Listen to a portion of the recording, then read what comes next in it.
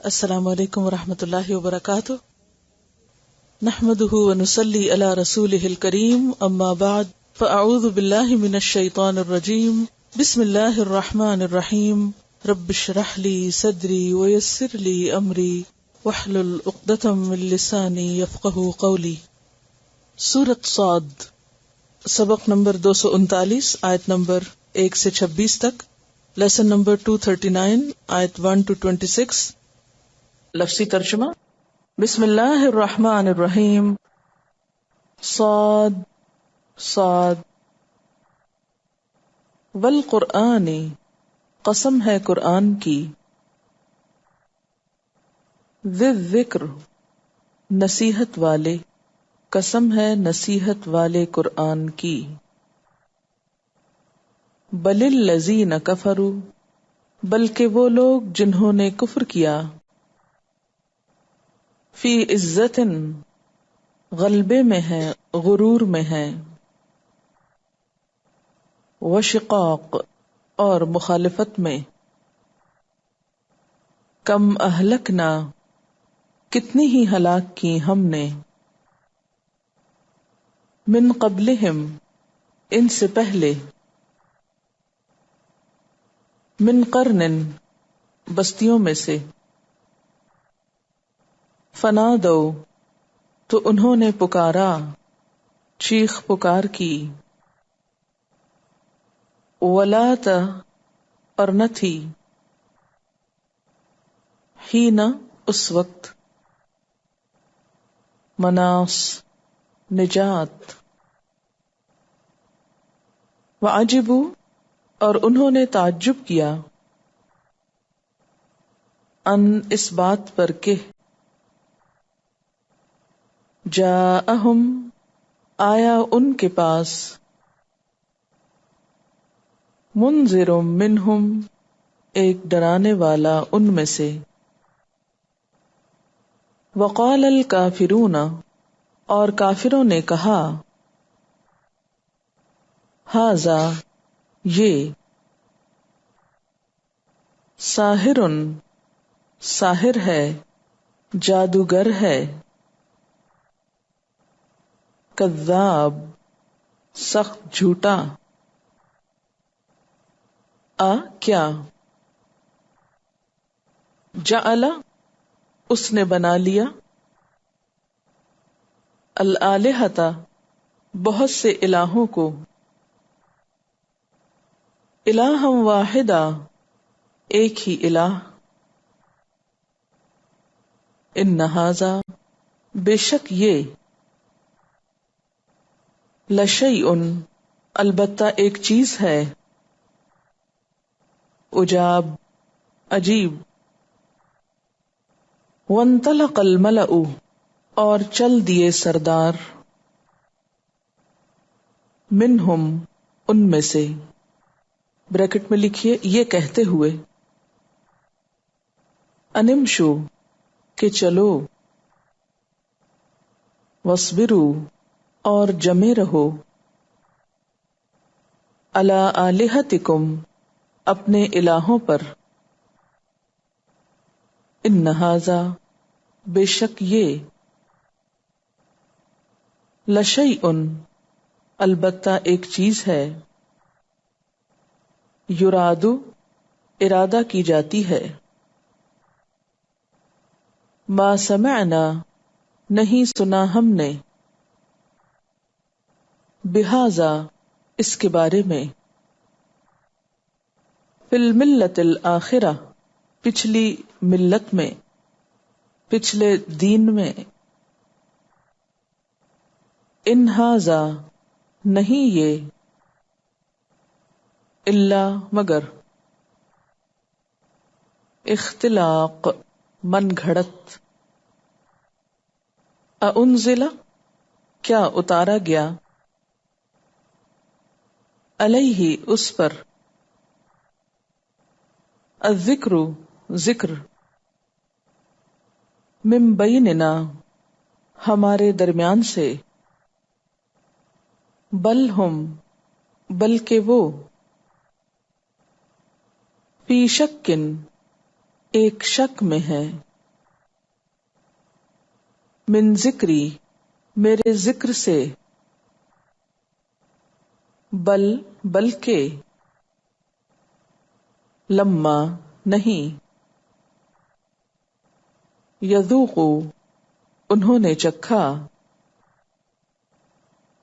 عذابی میرا عذاب، ام عندہم یا ان کے پاس، خزائن خزانے ہیں،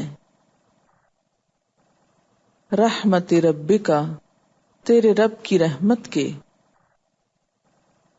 العزیزی جو غالب ہے، الوہاب دینے والا ہے، داتا ہے، ام یا لہم ان کے لیے، ملک السماوات والارض بادشاہت ہے آسمانوں اور زمین کی،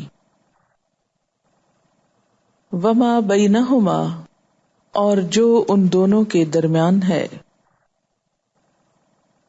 فلیرتقوا پس چاہیے کہ وہ چڑھ جائیں، فی الاسباب رسیوں میں، جندم ما چھوٹا سا لشکر ہے، ہنالکا اسی جگہ، مہزوم شکست کھانے والا ہے، من الاحزاب گروہوں میں سے، کذبت جھٹلایا، قبلہم ان سے پہلے، قوم نوح قوم نوح نے، وعاد اور عاد نے، وفرعون اور فرعون نے، ذو الاوتاد میخوں والا، وثمود اور سمود نے، وقوم لوط اور قوم لوط نے، واصحاب الایکۃ اور ایکا والوں نے، اولئک الاحزاب ان سب گروہوں نے، ان نہیں، کلن ہر ایک نے، الا مگر، کذب جھٹلایا، الرسل رسولوں کو، فحق تو ثابت ہو گیا، عقابی میری سزا یا میرا عذاب، وما ينظر اور نہیں انتظار کرتے، ہؤلاء یہ سب، الا مگر، صیحۃً ایک چیخ کا، واحدۃً بس ایک ہی، ما لہا نہیں اس کے لیے، من فواق کوئی ڈھیل، وقفہ، وقالو اور انہوں نے کہا، ربنا اے ہمارے رب، عجل لنا جلدی دے دے ہمارے لیے، قطنا حصہ ہمارا، قبل پہلے ہی، یوم الحساب حساب کے دن،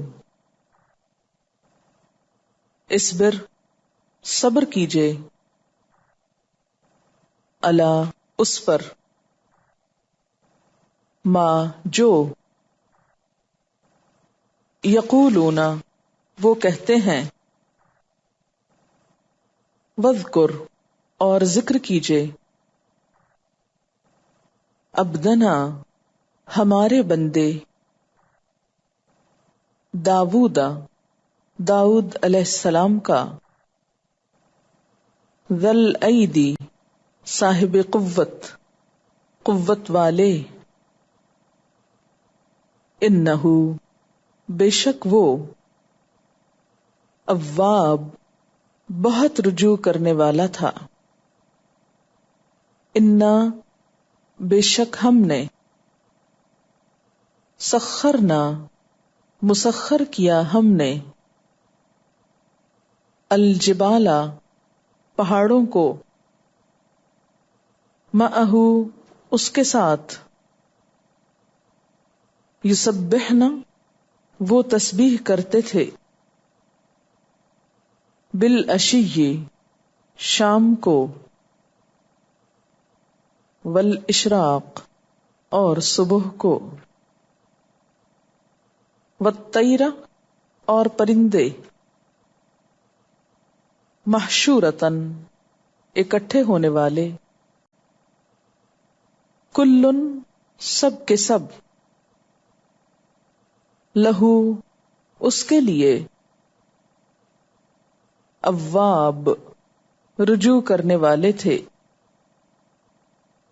لوٹنے والے تھے، متوجہ ہونے والے تھے، وشددنا، اور مضبوط کر دی ہم نے، ملکہ، اس کی سلطنت، وآتیناہ، اور دی ہم نے اس کو، الحکمت، حکمت، وفصل الخطاب، اور فیصلہ کن خطاب، بات، وہل اتاک، اور کیا آئی تیرے پاس، نبأ الخصم، خبر جھگڑنے والوں کی، اذ تصوروا، جب وہ دیوار پر چڑھ کر آئے تھے، المحراب، عبادت خانے میں، اذ دخلوا علی داوود، جب وہ داخل ہوئے داؤد علیہ السلام پر، ففزع منہم، تو وہ گھبرا گیا ان سے، قالوا، انہوں نے کہا، لا تخف، نہ تم ڈرو، خصمانی، دو جھگڑنے والے، بغا، زیادتی کی، بعضنا، ہم میں سے بعض نے، علی بعض، بعض پر، فاحکم، پس فیصلہ کر دے، بیننا، ہمارے درمیان، بالحق کی، حق کے ساتھ، ولا، اور نہ، تشطط، زیادتی کر، وہدنا، اور رہنمائی کر ہماری، الا، طرف، سواء الصراط، سیدھے راستے کے، ان ھذا، بے شک یہ، اخی، میرا بھائی ہے، لہو، اس کے لیے، 99، 99، نعجتن، دمبیاں تھیں، ولیہ، اور میرے لیے، نعجتن، دمبی تھی، واحدتن، ایک ہی، فقال، تو اس نے کہا، اکفلنیہا، مجھے سونپ دے اس کو، وعزنی، اور اس نے غلبہ پا لیا مجھ پر، فی الخطاب، کلام میں، گفتگو میں، قال، اس نے کہا، لقد ظلمک، البتہ تحقیق ظلم کیا تجھ پر، بسؤال نعجتک، تیری دمبی کے سوال کے ساتھ، الی نعاجہ، طرف اپنی دمبیوں کے، بریکٹ میں لکھیے ملانے کا، وَإِنَّ، اور بے شک، کثیراً، بہت سے، من الخلطاء، شراکت داروں میں سے، لیبغی، البتہ زیادتی کرتے ہیں، بعضہم، ان میں سے بعض، یا بعض ان کے، علی بعض، بعض پر، الا الذین آمنوا، مگر وہ لوگ جو ایمان لائے، وعملوا الصالحات، اور انہوں نے عمل کیے اچھے، وقلیل ما ہم، اور کتنے کم ہیں وہ، وظن داود، اور سمجھ گیا داود، انما، بے شک،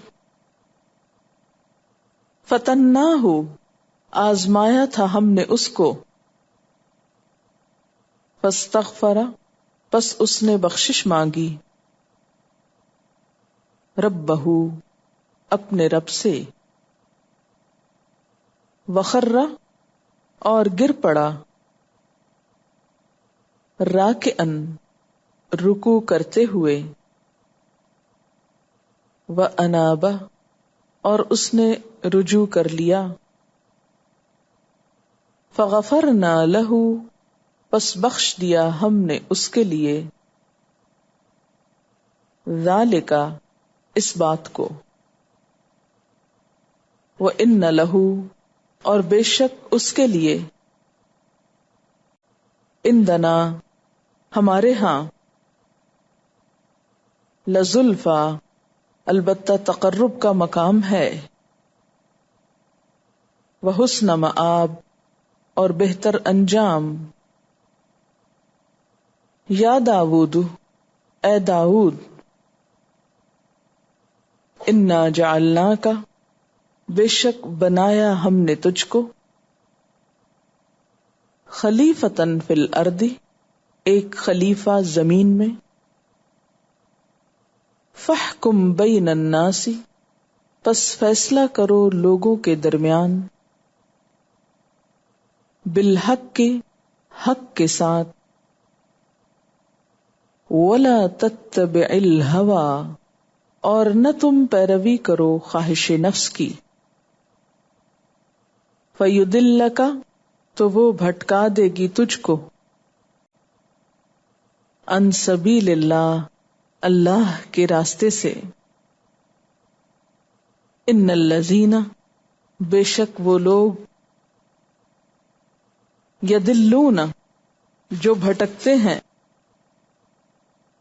عن سبیل اللہ، اللہ کے راستے سے، لہم، ان کے لیے،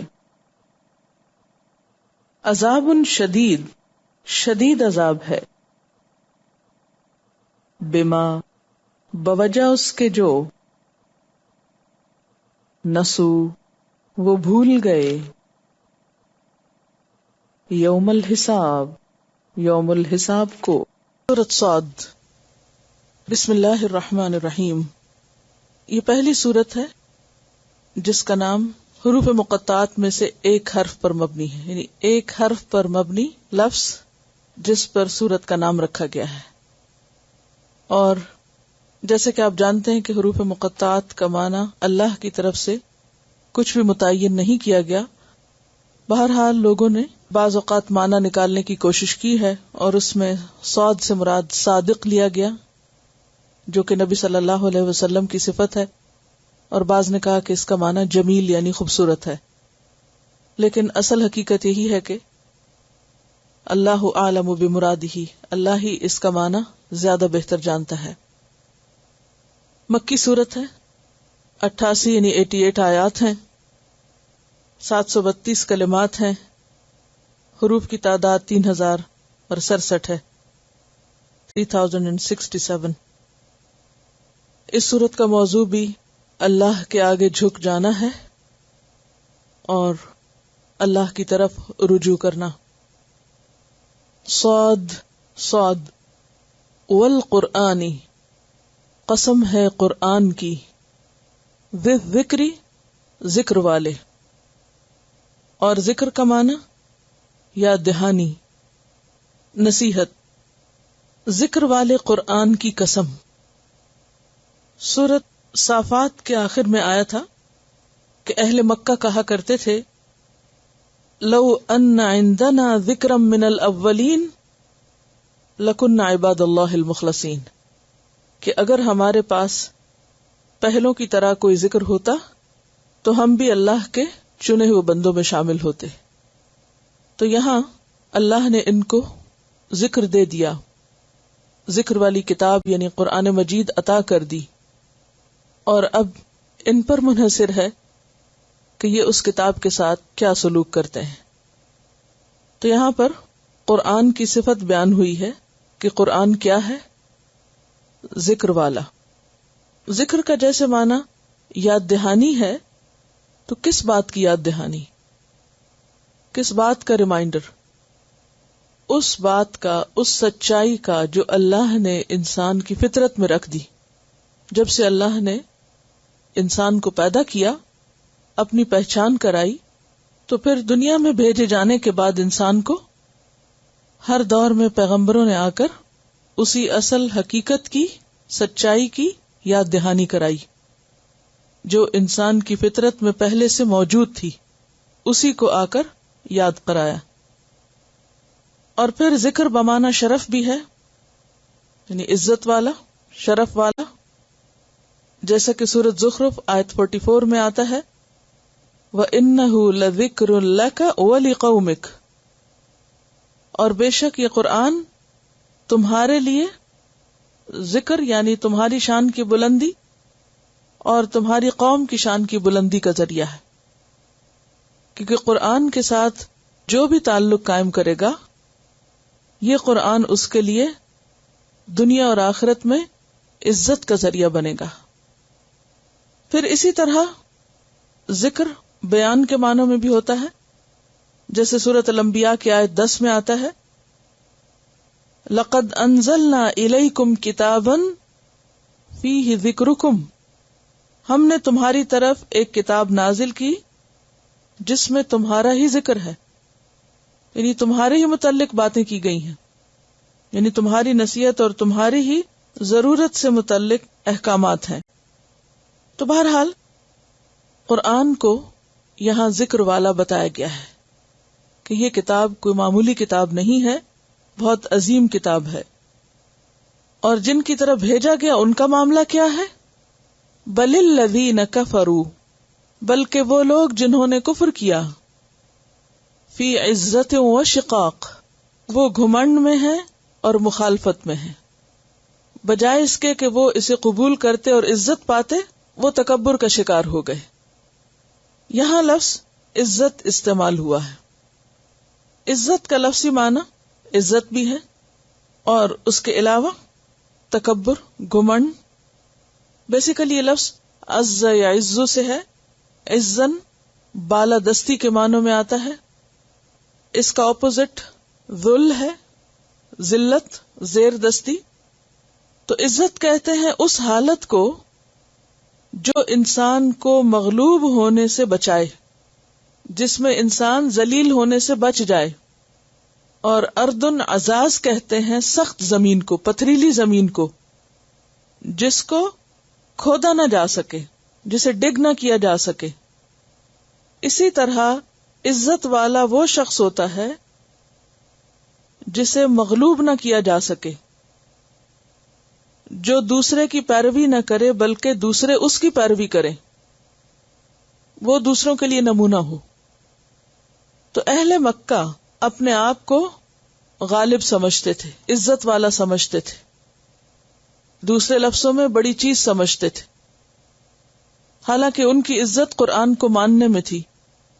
اور انہیں شیطان نے کیا دھوکہ دیا کہ اگر تم قرآن کو مان جاؤ گے تو تم ذلیل ہو جاؤ گے، محکوم ہو جاؤ گے، پھر تمہاری سرداری جاتی رہے گی۔ تو یہاں یہ بتایا گیا کہ قرآن جو انہیں شرف بخشنے کے لیے آیا تھا، عزت بخشنے کے لیے آیا تھا، اس کو انہوں نے قبول نہیں کیا، بلکہ اس کا مقابلہ کیا، گھمنڈ میں پڑ گئے، خود کو بڑی چیز سمجھا اور مخالفت میں لگ گئے۔ وشقاق، شقاق مخالفت، شقاق کا روٹ کیا ہے؟ شین قاف قاف، شق، پھٹ کر الگ ہونا، یعنی مخالفت کرنا۔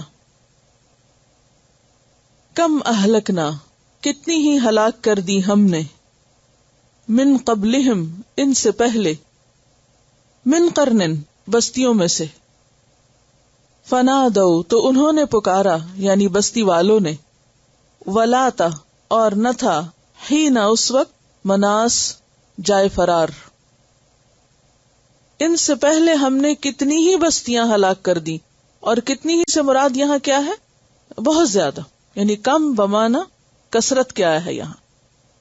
سورۃ الحج میں بھی آتا ہے فَكَأَيٍّ مِّن قَرْيَةٍ أَهْلَكْنَاهَا فَهِيَ ظَالِمَةٌ، اور ایک اور جگہ پر آتا ہے وَكَمْ قَسَمْنَا مِن قَرْيَةٍ، کتنی ہی بستیوں کا ہم نے توڑ ڈالا، كَانَتْ ظَالِمَةً، جو کہ ظالم تھی۔ تو کم اہلکنا من قبلہم، ان سے پہلے ہم نے بہت سی بستیوں کو ہلاک کر دیا۔ کن سے پہلے؟ اہل مکہ سے قبل، اہل مکہ سے پہلے۔ من قرن، فنادوا، تو انہوں نے پکارا، کس کو؟ اللہ کو۔ کس وقت؟ جب عذاب آ گیا، جب ہلاکت سر پہ آ کھڑی ہوئی تو اس وقت وہ اللہ کو پکارنے لگے۔ سورۃ الانبیاء میں آتا ہے فَلَمَّا أَحَسُّوا بَأْسَنَا إِذَا هُمْ مِنْهَا يَرْكُضُونَ لَا تَرْكُضُوا وَارْجِعُوا إِلَى مَا أُتْرِفْتُمْ فِيهِ وَمَسَاكِنِكُمْ لَعَلَّكُمْ تُسْأَلُونَ۔ لیکن اس وقت اللہ کو پکارنا انسان کو فائدہ نہیں دیتا، کیونکہ اس وقت تو مصیبت سامنے دیکھ کر ہر ایک اللہ کی طرف رجوع کر لیتا ہے، کیونکہ اب اللہ کے سوا اور کوئی بچانے والا ہے جو نہیں۔ سورۃ المؤمنون 64 میں بھی آتا ہے حتی اذا اخذنا مترفیہم بالعذاب اذا ہم یجأرون، کہ جب ہم نے ان کے بڑے بڑوں کو عذاب میں پکڑا تو وہ ڈکارنے لگے، چیخنے لگے، ایک دوسرے کو بھی مدد کے لیے پکارنے لگے اور اللہ پر بھی ایمان لے آئے۔ ولا تحین مناس، اور نہ تھی اس وقت کوئی جائے پناہ۔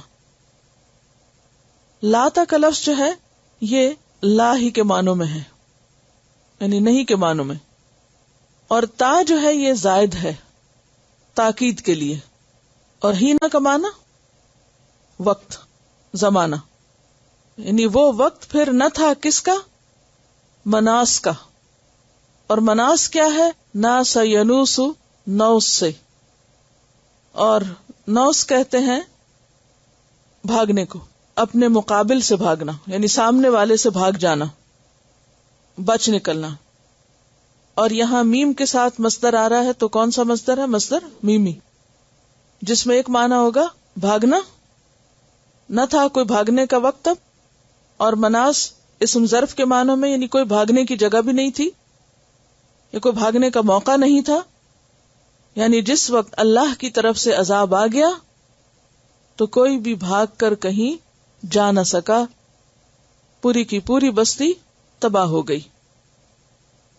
تو خلاصہ کیا ہے کہ اللہ نے ایک کتاب بھیجی جس میں لوگوں کے لیے عزت تھی، لیکن جنہوں نے انکار کیا وہ اس کے انکار میں اپنی عزت سمجھتے رہے اور اپنے آپ کو طاقتور سمجھ کر اس کی مخالفت کی، اور انہیں بھول گیا کہ ان جیسے کتنے ہی لوگ، بلکہ ان سے زیادہ طاقتور لوگ اس سے پہلے گزر گئے۔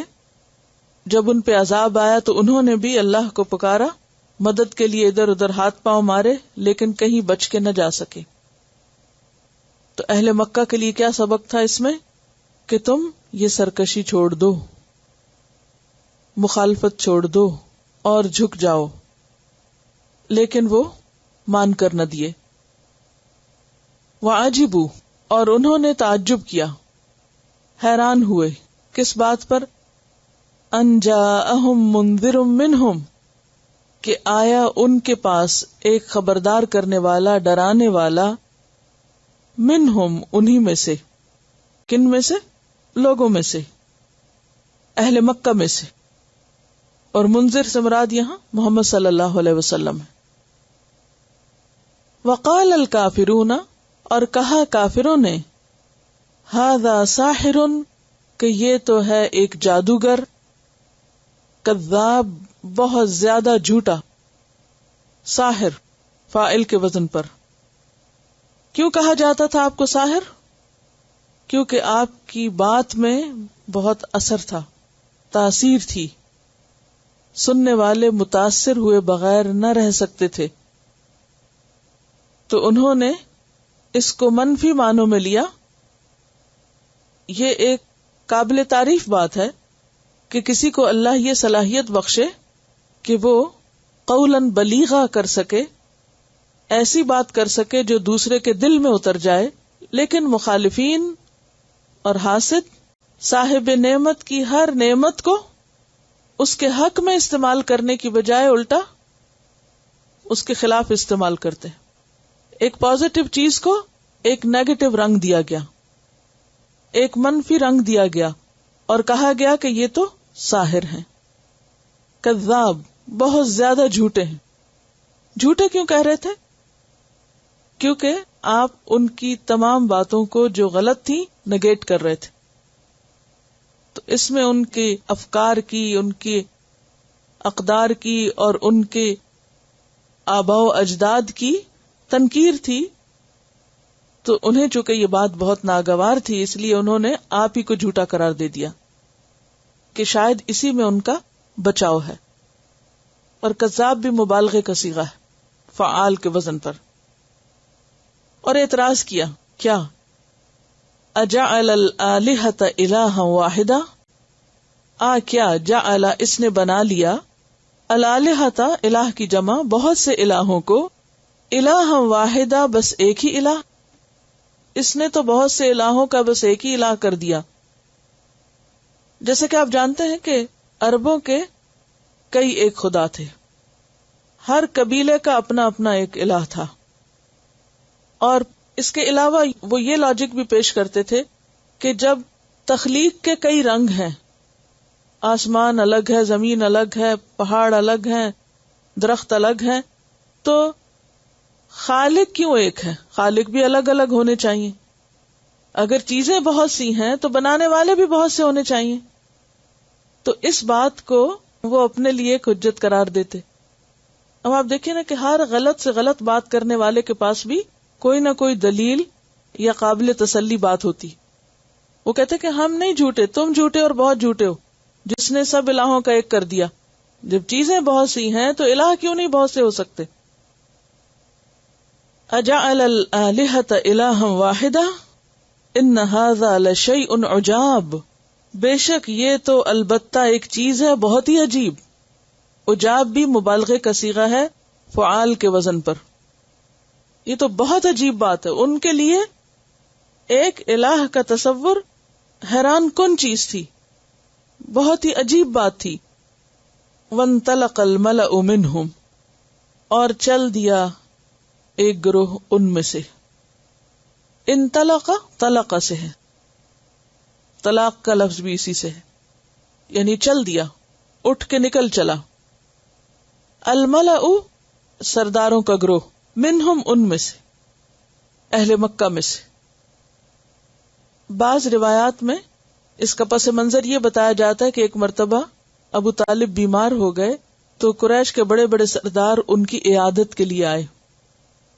تو آپ صلی اللہ علیہ وسلم بھی وہاں تشریف لے گئے اور وہ آپ سے جھگڑنے لگے. اور جب آپ ان کی بات نہ مانے تو وہ چل دیے. وانطلق الملأ منہم ان امشوا، کہ چلو چلو چلو چلتے ہیں. اب ذرا امیجن کیجئے کہ یہ کیا سین ہوگا کہ لوگ بیٹھے ہوئے ہیں، آپ ان کو توحید کی بات بتا رہے ہیں اور وہ سن کے نہیں دیتے بلکہ کیا کرتے ہیں، سب کو اٹھا لیتے ہیں، چلو چلتے ہیں یہاں سے، ہماری تو یہاں کچھ بھی نہیں سنی جاتی. یعنی انتہائی غضبناک ہو کے بہت روڈ طریقے سے اور بہت ہی ایروگنس کے ساتھ چلو چلو انمشو، ہماری تو کوئی سنے گا نہیں، اس لیے یہاں بیٹھنے کا فائدہ نہیں، بات کرنے کی ضرورت نہیں. وَاصْبِرُوا عَلَىٰ آلِهَتِكُمْ، اور جمے رہو اپنے الہوں پر، اپنا دین نہ چھوڑنا اس کی باتوں سے متاثر ہو کے. صبر کا معنی ہوتا ہے نا جم جانا کسی چیز پر، اور صبر علی خاص طور پر استقامت کے معنوں میں آتا ہے کہ استقلال کے ساتھ، استقامت کے ساتھ اپنے بہت سے الہوں پر جمے رہو، ان کی عبادت کرتے رہو، ان کو پوجتے رہو. ان ھذا لشیء، بے شک یہ تو البتہ ایک چیز ہے. کیا؟ یہ توحید کی دعوت. یراد، جس کا ارادہ کیا گیا ہے، جو بظاہر تو ایک دعوت نظر آتی ہے مگر اس کے پیچھے بہت سے مفادات ہیں ان کے. یہ ہماری سرداری ختم کر کے خود سردار بننا چاہتے ہیں، یہ بڑے بننا چاہتے ہیں. جیسے موسیٰ علیہ السلام پر بھی یہی الزام لگایا گیا تھا. ما سمعنا بہذا، نہیں سنا ہم نے اس بات کو. کس بات کو؟ توحید کی دعوت کو. فی الملت الآخرہ، آخری ملت میں. ملت سے مراد دین، طریقہ، اور آخرہ سے مراد پچھلا. پچھلے دین میں ہم نے تو یہ بات سنی ہی نہیں. اب پچھلے سے مراد یا تو یہ ان کا آبائی دین ہے، یعنی ہمارے ماں باپ یا باپ دادا کے ہاں تو یہ بات کبھی نہیں سنی گئی تھی کہ ایک الہ بھی ہوتا ہے، سب کے سب بہت سے الہوں کو پوجتے آئے. اور دوسرا معنی آخرہ کا، آپ صلی اللہ علیہ وسلم سے پیچھے حضرت عیسیٰ علیہ السلام کے ماننے والے یعنی عیسائیت. ما سمعنا بہذا فی الملت الآخرہ، نہیں سنا ہم نے اس بات کو پچھلی ملت میں، پچھلے دین میں، یعنی عیسائیت میں یا آبائی دین میں. ان ھذا، نہیں ہے یہ، الا اختلاق، مگر من گھڑت بات. یہ تو خود اس نے گھڑ لی ہے، بنا لی ہے، یہ اس کی اپنی اختراع ہے. اختلاق کا روٹ کیا ہے؟ خلق. جی ہاں، خا لام قاف. اور خلق کا کیا معنی ہوتا ہے؟ پیدا کرنا، یعنی بنانا. اور یہ باب افتعال ہے. افتعال، اختلاق. انشاءاللہ آپ اب باب کی جب خصوصیات پڑھیں گے تو معنی اور کھل کے سامنے آ جائے گا. تو یہ تو ایک من گھڑت بات لگتی ہے، یعنی بنائی ہوئی یا گھڑی ہوئی چیز لگتی ہے، جھوٹی بات لگتی ہے. اَأُنزِلَ عَلَيْهِ الذِّكْرُ مِن بَيْنِنَا، کیا انزل اتارا گیا، علیہ اسی پر، الذکر نصیحت، من بیننا ہمارے درمیان میں سے، یعنی ہم سب کو چھوڑ کر، بڑے بڑوں کو چھوڑ کر، معتبرین کو چھوڑ کر، سرداروں کو چھوڑ کر، کیا ایک یہی شخص رہ گیا تھا چنے جانے کے لیے جس کو اللہ نے اپنے ذکر کے لیے چنا اور اس پر اپنا ذکر اتارا. سورۃ القمر میں بھی یہ مضمون آتا ہے، آیت 25 میں، اَأُلْقِيَ الذِّكْرُ عَلَيْهِ مِن بَيْنِنَا بَلْ هُوَ كَذَّابٌ أَشِرٌ. سورۃ زخرف 31 میں آتا ہے، لَوْلَا نُزِّلَ هَذَا الْقُرْآنُ عَلَى رَجُلٍ مِّنَ الْقَرْيَتَيْنِ عَظِيمٍ. کیوں نہیں اتارا گیا قرآن ان دو بڑے شہروں کے کسی بڑے شخص پر. اَأُنزِلَ عَلَيْهِ الذِّكْرُ مِن بَيْنِنَا، یہ ایک طرح سے بہت طنزیہ سی بات تھی کہ یہ بھلا کیا بات ہوئی کہ بڑے بڑوں کو چھوڑ کر ان کو نبی بنا دیا گیا، انہیں نصیحت دے دی گئی. بل ہم فی شک من ذکری، بلکہ وہ شک میں ہیں میرے ذکر کی طرف سے، میرے ذکر کے بارے میں. یہ کون کہہ رہا ہے؟ کس کا کلام ہے؟ اللہ تعالی کا. بل لما یذوقوا عذابی، بلکہ لما نہیں، لما اصل میں لم تھا، اس میں ما زائدہ ہے. لما کو انالائز کریں تو ایک لام، دو میم اور ایک الف ہے، تو اس کو الگ اگر کریں، کھولیں تو یہ بنے گا لم اور ما. ٹھیک ہے، تو لم کا کیا معنی؟ نہیں، اور ما زائدہ ہے، تو لما یہاں کس معنی میں آ رہا ہے؟ نہیں کے معنی میں. بلکہ نہیں انہوں نے چکھا، کیا؟ عذابی. بے کے نیچے جو زیر ہے یہ کس کی علامت ہے؟ یا متکلم کی، بلکہ انہوں نے میرا عذاب چکھا ہی نہیں، میرے عذاب کا مزہ نہیں چکھا، اس لیے ایسی باتیں کر رہے ہیں. ام عندہم خزائن، یا ان کے پاس ہیں خزانے، رحمت ربک، تیرے رب کی رحمت کے. کون ہے رب؟ العزیز الوہاب، جو زبردست ہے، عزت والا ہے، بہت عطا کرنے والا ہے. تو بنیادی طور پر چونکہ ان لوگوں کو محمد صلی اللہ علیہ وسلم سے نہیں، دراصل ان کے بھیجنے والے یعنی اللہ رب العزت سے گلا تھا کہ اس پر کیوں ذکر اتار دیا گیا اور ہم پر کیوں نہیں اتارا. تو اللہ تعالی جواب دے رہے ہیں کہ کیا تیرے رب کی رحمت کے خزانے ان کے پاس ہیں؟ خزانوں کے مالک یہ ہیں کہ یہ فیصلہ کر کے بتائیں کہ کس کو نبی بنانا چاہیے اور کس کو نہیں.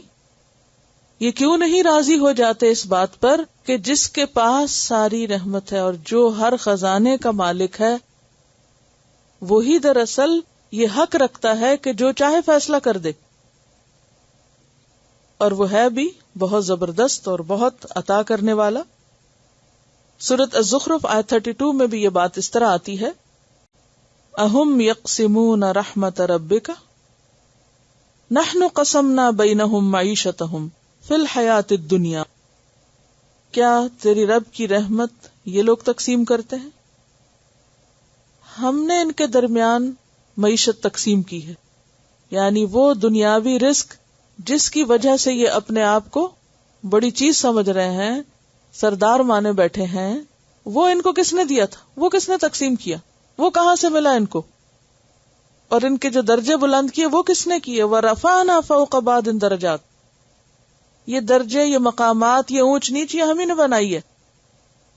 تو بات یہ ہے کہ اللہ تعالی چونکہ خالق ہے، مالک ہے، لہذا حاکم بھی اسی کو ہونا چاہیے، حکم بھی اسی کا چلنا چاہیے، اور اس کے حکم اور اس کے فیصلے پر کسی کو اعتراض نہیں ہونا چاہیے. عام طور پر ہم کیا اعتراض کرتے ہیں؟ کہاں اعتراض کرتے ہیں؟ اللہ کے کن کن فیصلوں پر؟ اب دیکھیں کہ عام طور پر جب کوئی بھی چیز ہماری مرضی کے خلاف ہوتی ہے تو ہم فوراً کیا کرنے لگتے ہیں؟ کیوں ایسا کیوں ہوا؟ یہ کیوں ہو گیا؟ یہ نہیں ہونا چاہیے تھا. کسی کی وفات کا معاملہ ہو، کسی کے رزق کا، کسی کی عزت کا، کوئی بھی چیز دنیا میں کسی بھی قسم کی جب کسی پر کوئی مصیبت آتی ہے تو عموماً لوگوں کا طرز عمل کیا ہوتا ہے؟ اسے ایکسپٹ نہیں کرتے بلکہ فوراً اعتراض شروع کر دیتے ہیں. اسی طرح بعض لوگ اللہ کی تقسیم جو رزق کے معاملے میں ہوتی ہے اس پر بھی راضی نہیں ہوتے. مثلا فلاں تو اتنا پڑھا لکھا نہیں، اس کو اتنا کچھ کیوں مل گیا، اور میں نے جو زندگی میں اتنی محنت کی ہے مجھے اتنا کچھ کیوں نہیں ملا، اس کو کیوں اولاد ملی مجھے کیوں نہیں ملی، اس کو فلاں چیز کیوں ملی مجھے کیوں نہیں ملی، میرے ساتھ یہ زیادتی کیوں ہوئی، میری شکل ایسی کیوں نہیں بنائی اللہ نے، مجھے مرد کیوں نہیں بنا دیا، مجھے فلاں جگہ پیدا کیوں نہیں کیا.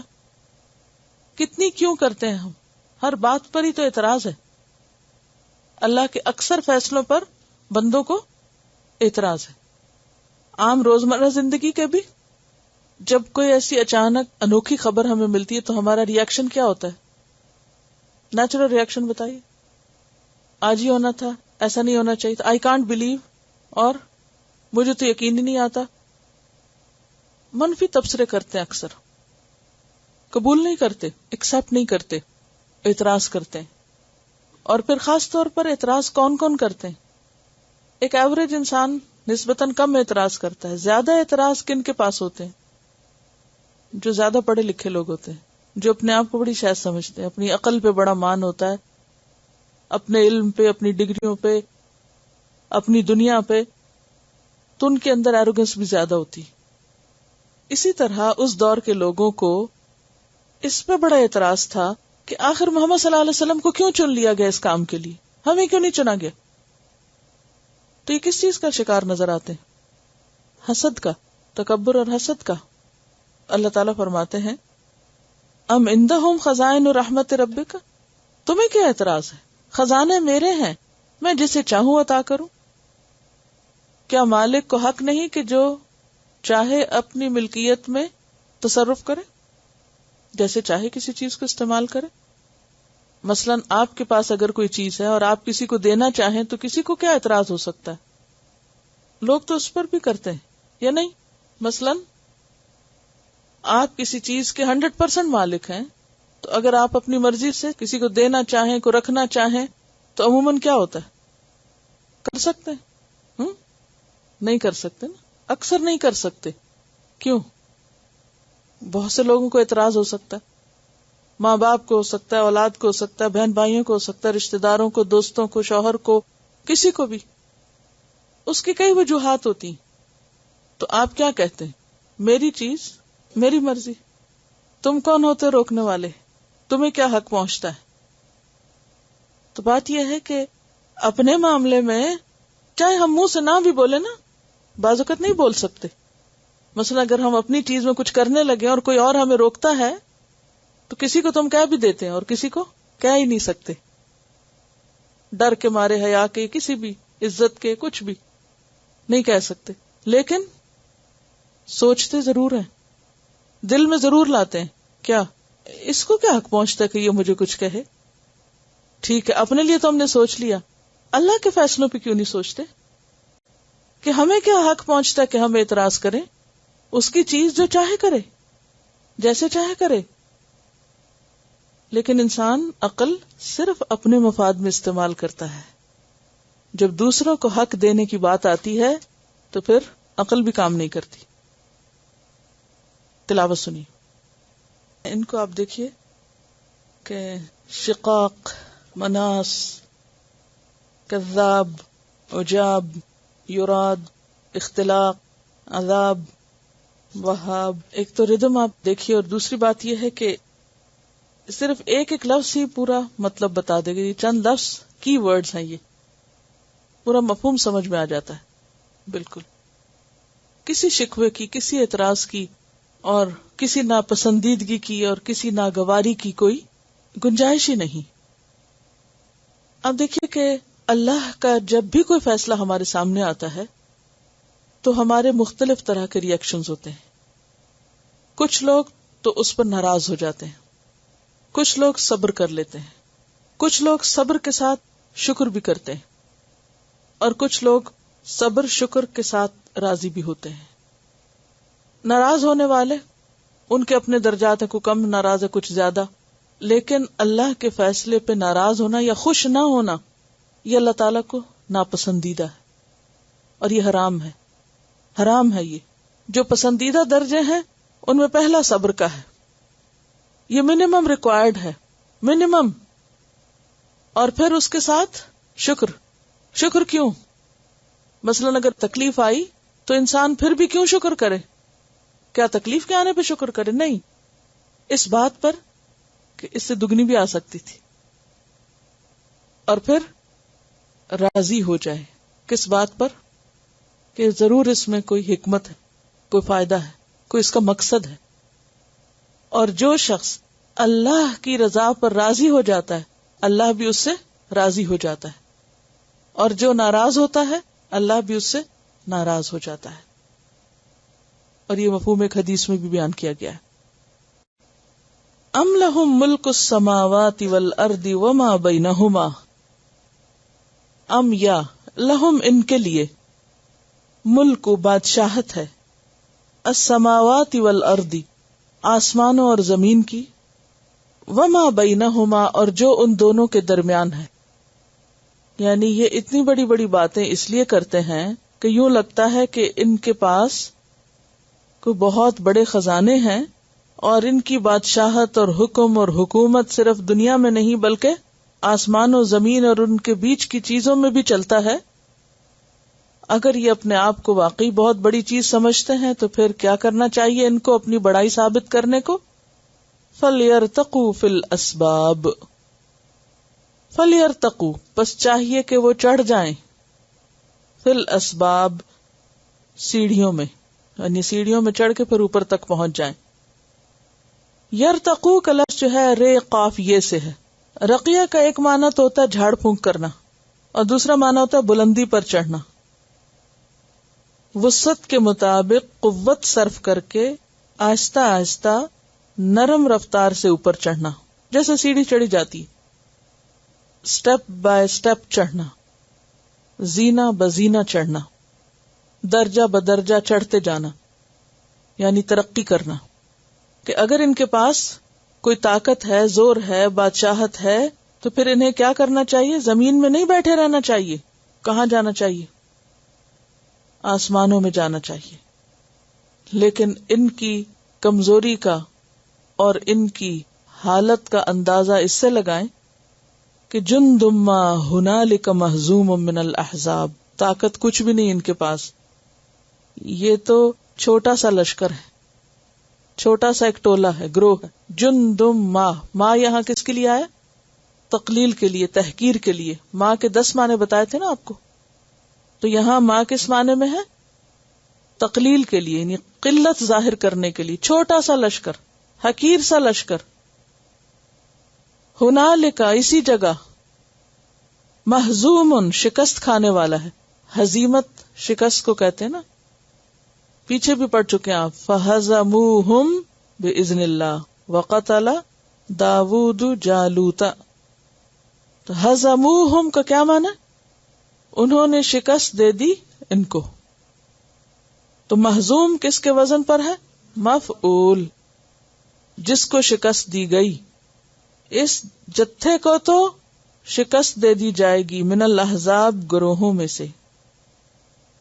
اشارہ ہے ان کے بڑے سرداروں کے جنگ بدر میں مارے جانے کی طرف.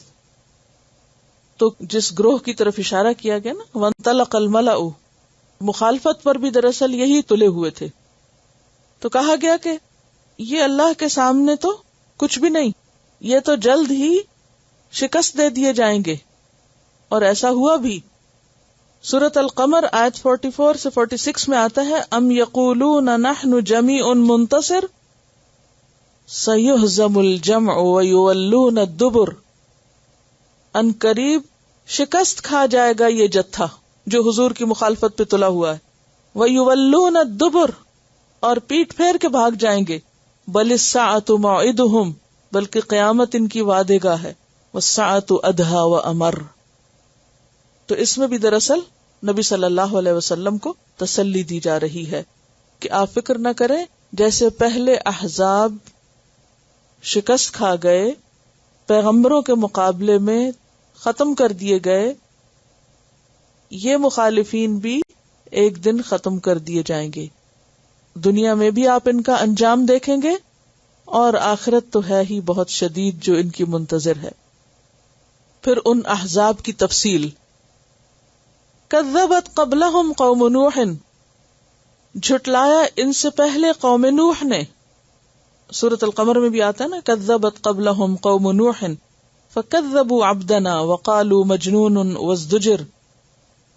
وعاد، اور عاد نے بھی جھٹلایا. واما عاد فاہلکوا بريح صرصر عاتیہ، ان کو ایک شدید ہوا طوفانی آندھی سے تباہ کر دیا گیا. وفرعون ذو الاوتاد، اور فرعون جو میخوں والا تھا. اوتاد وتد کی جمع ہے. وتد میخ کو کہتے ہیں جو لکڑی کی بھی ہو سکتی، جیسے کلیاں نہیں ہوتی، لکڑی کے پیگز کی طرح جو زمین میں ٹھونکے جاتے ہیں، جس سے جانوروں کو بھی باندھا جاتا ہے، اور بعض اوقات خیمے باندھے جاتے ہیں. ذل اوتاد جو میخوں والا تھا. کہتے ہیں اس کے بہت زیادہ لشکر تھے، اور جہاں لشکر پڑاؤ ڈالتے وہاں خیمے لگتے، ٹینٹس لگتے، اور ان کو باندھنے کے لیے بڑی بڑی میخیں گاڑی جاتی. اور اب بھی آپ بعض ان کے مجسمے دیکھیں تو فرعون کا مجسمہ جو ہے اس کے ہاتھ میں کیل جیسی چیز کا نشان آپ کو ملے گا. اور سورۃ النازعات میں بھی اس کی تفصیل آتی ہے. وَهَلْ أَتَاكَ حَدِيثُ مُوسَىٰ إِذْ نَادَاهُ رَبُّهُ بِالْوَادِ الْمُقَدَّسِ طُوًى اذهب إِلَىٰ فِرْعَوْنَ إِنَّهُ طَغَىٰ فَقُلْ هَلْ لَكَ إِلَىٰ أَن تَزَكَّىٰ وَأَهْدِيَكَ إِلَىٰ رَبِّكَ فَتَخْشَىٰ فَأَرَاهُ الْآيَةَ الْكُبْرَىٰ فَكَذَّبَ وَعَصَىٰ ثُمَّ أَدْبَرَ يَسْعَىٰ فَحَشَرَ فَنَادَىٰ فَقَالَ أَنَا رَبُّكُمُ الْأَعْلَىٰ فَأَخَذَهُ اللَّهُ نَكَالَ الْآخِرَةِ وَالْأُولَىٰ. وہ سمود، اور سمود نے بھی کیا کیا؟ جھٹلایا. تو ان کا بھی حال کیا ہوا؟ فَأَمَّا ثَمُودُ فَأُهْلِكُوا بِالطَّاغِيَةِ سورۃ الحاقہ میں آتا ہے. وَقَوْمُ لُوطٍ، اور قوم لوط نے بھی کیا کیا؟ جھٹلایا. سورۃ القمر میں بھی آتا ہے نا، كَذَّبَتْ قَوْمُ لُوطٍ بِالنُّذُرِ إِنَّا أَرْسَلْنَا عَلَيْهِمْ حَاصِبًا إِلَّا آلَ لُوطٍ نَجَّيْنَاهُمْ بِسَحَرٍ. وَأَصْحَابُ الْأَيْكَةِ، اور جنگل والے، یہ کون تھے؟ قوم شعیب تھے. تو انہوں نے کیا کیا تھا؟ فَكَذَّبُوهُ فَأَخَذَهُمْ عَذَابُ يَوْمِ الظُّلَّةِ إِنَّهُ كَانَ عَذَابَ يَوْمٍ عَظِيمٍ. اولئک الاحزاب، یہ ہیں سب احزاب جنہوں نے کیا کیا؟ جھٹلایا. اور ان سب کا حال کیا ہوا جس کا ذکر آیت نمبر 11 میں کیا گیا؟ جند ما ہنالک محزوم من الاحزاب، جیسے پہلے گروہ شکست کھا گئے، قوم نوح، عاد، فرعون، سمود، قوم لوط، اصحاب الایکہ، اسی طرح یہ اہل مکہ بھی مخالفت سے باز آ جائیں، ورنہ ایک دن یہ بھی ختم کر دیے جائیں گے. ان کلن، نہیں سب کے سب، الا مگر، کذب الرسل، سب نے رسولوں کو جھٹلایا تھا. یعنی پچھلی قوموں کی ایک ہی بیماری تھی، اور وہ کیا تھی؟ تکذیب رسل. فحق عقاب، تو سچ ہو گیا میرا عذاب، واقع ہو گیا میرا عذاب. عقاب کا لفظ عقب سے ہے، ایڑی یعنی پیچھے آنے والی چیز. ان کی مخالفت کے پیچھے جو چیز آئی وہ کیا تھا؟ عذاب. یعنی میری سزا ان پہ سچی ہو گئی، ثابت ہو گئی، چسپاں ہو گئی، ان میں سے کوئی نہ بچا. وما ينظر هؤلاء، اور نہیں انتظار کر رہے یہ لوگ. نظرہ کا کیا معنی؟ بمانا انتظر، انتظار. الا مگر، صیحۃ واحدۃ، ایک چیخ کا. کون سی چیخ؟ نفخہ، نفخہ قیامت. ما لها من فواق، نہیں ہے اس کے لیے کوئی وقفہ، افاقہ. یعنی وہ ایک ہی چیخ ہوگی، بیچ میں دم لینے کے لیے اس کو روکا نہ جائے گا. آج دیکھو کہ جتنے بھی سائرن بجتے ہیں یا ہارن بجائے جاتے ہیں تو عام طور پہ کیا ہوتا ہے؟ جب کوئی چیز بلو کی جاتی ہے، پمپ کی جاتی ہے، تو اس کو دوبارہ چلانے کے لیے وقفہ چاہیے ہوتا ہے نا. مثلا کسی بھی چیز کو جب پمپ کرتے ہیں تو اس کو جب پریس کرتے جاتے ہیں آواز نکلتی جاتی ہے، اور ایک وقت آتا ہے کہ وہ ختم ہو جاتا ہے، پھر اس کے بعد اس کو دوبارہ بھرنا پڑتا ہے. فواق کا لفظ جو ہے یہ دودھ دوہتے وقت ایک دھار سے دوسری دھار کے بیچ کا جو وقفہ ہے. دودھ دوہنے کا عمل کبھی دیکھا ہے کسی نے؟ جو بکری کا یا گائے بھینس کا دودھ جب دوہتے ہیں تو نچوڑتے ہیں نا، تو اب وہ کیا ہوتا ہے کہ جب وہ نچوڑتے ہیں تو ایک خاص وقت تک تو دھار نکلتی ہے، پھر کیا ہوتا ہے؟ دھار ختم ہو جاتی. اب دوبارہ دھار نکالنے کے لیے کیا کرتے ہیں؟ وقفہ، یعنی ہاتھ کو کھولتے ہیں اور دوبارہ پریس کرتے ہیں، پھر دودھ نکلتا ہے، پھر کیا ہوتا ہے؟ پھر بریک آ جاتی، پھر کھولتے ہیں. پھر یہ جو بیچ کا وقفہ ہوتا ہے نا دو دھاروں کے، اس کو فواق کہتے ہیں. فا کی پیش اور زبر دونوں کے ساتھ ہی، ٹھیک ہے. اسی طرح جب کسی چیز کو بلو کرتے ہیں، ہارن بجاتے ہیں، کبھی ہارن بجاتے ہوئے دیکھا کسی کو؟ تو پمپ کی طرح ہی ہوتا ہے نا وہ بھی. تو اس میں کیا ہوتا ہے؟ بیچ میں وقفہ آتا ہے. لیکن جو سور اسرافیل علیہ السلام پھونکیں گے اس میں وقفہ نہیں ہوگا، افاقہ نہیں ہوگا. فَإِنَّمَا هِيَ زَجْرَةٌ وَاحِدَةٌ، کنٹینیوسلی ایک ہی چیخ، اور اس کے ساتھ ہی سب بجھ جائیں گے. موسٹ پاورفل ہونے کی علامت ہے اس چیخ کے، اور اس آلے کے جس کے ذریعے بجایا جائے گا بگل. دیکھیے کبھی آپ نے منہ کے ساتھ کسی کو کچھ بجاتے ہوئے سنا ہوگا، فلوٹ وغیرہ جسے بجا، تو کیا ہوتا ہے؟ سانس ٹوٹتا ہے نا. تو اس کے بعد دوبارہ اس کو کرنے کے لیے کیا کرنا پڑتا ہے؟ دوبارہ سانس لے کے پھر اس کو کرنا پڑتا ہے. لیکن جو اسرافیل علیہ السلام سور پھونکیں گے وہ اتنی لمبی پھونک ہوگی کہ ان کو سانس نہیں لینے کی ضرورت ہوگی، اور اس چیخ سے سب ختم ہو جائیں گے. اور وہ چیخ اس وقت تک ہوگی جب تک کہ آخری بندہ بھی یا آخری جاندار بھی ختم نہ ہو جائے. اس سے کیا پتا چل رہا ہے؟ ذرا سوچئے، تصور کیجئے، کیونکہ الفاظ کا اگر پتہ نہ ہو نا تو بات پوری سمجھ نہیں آتی. فواق کا کیا معنی؟ دو دھاروں کے بیچ کا وقفہ، اور بعض اوقات دو دفعہ دودھ دونے کے بیچ کا وقفہ بھی، کیونکہ ہوتا ہی ہے کہ جب گائے کا دودھ دوتے نا تو بعض اوقات گائے دودھ نہیں دیتی، خاص طور پہ جب بچہ چھوٹا ہوتا ہے. فطرت نے ایک نظام کام کر رکھا ہے نا، تو جو دودھ دونے والا ہوتا ہے نا اس کو روکنا پڑتا ہے، وہ دودھ دیتی نہیں، اترتا ہی نہیں دودھ. کبھی آپ نے سنا ہوگا دودھ نہیں اترا. اب وہ کیا کرتے ہیں کہ جو اس کا بچہ ہوتا ہے نا اس کو لے آتے ہیں، اس کو پلانے لگتے ہیں. جو ہی بچہ دودھ پینے لگتا ہے دودھ پھر اتر آتا ہے، پھر وہ بچے کو ہٹاتے ہیں، بہت مشکل سے چھڑاتے ہیں، میں نے سین دیکھا ہوا سارا. پھر اس کے بعد دوبارہ دودھ دونے لگتے ہیں. اب وہ جو پہلے اور دوسرے کے درمیان کا وقفہ ہی آیا نا، تو اس وقفے کو فواق کہتے ہیں.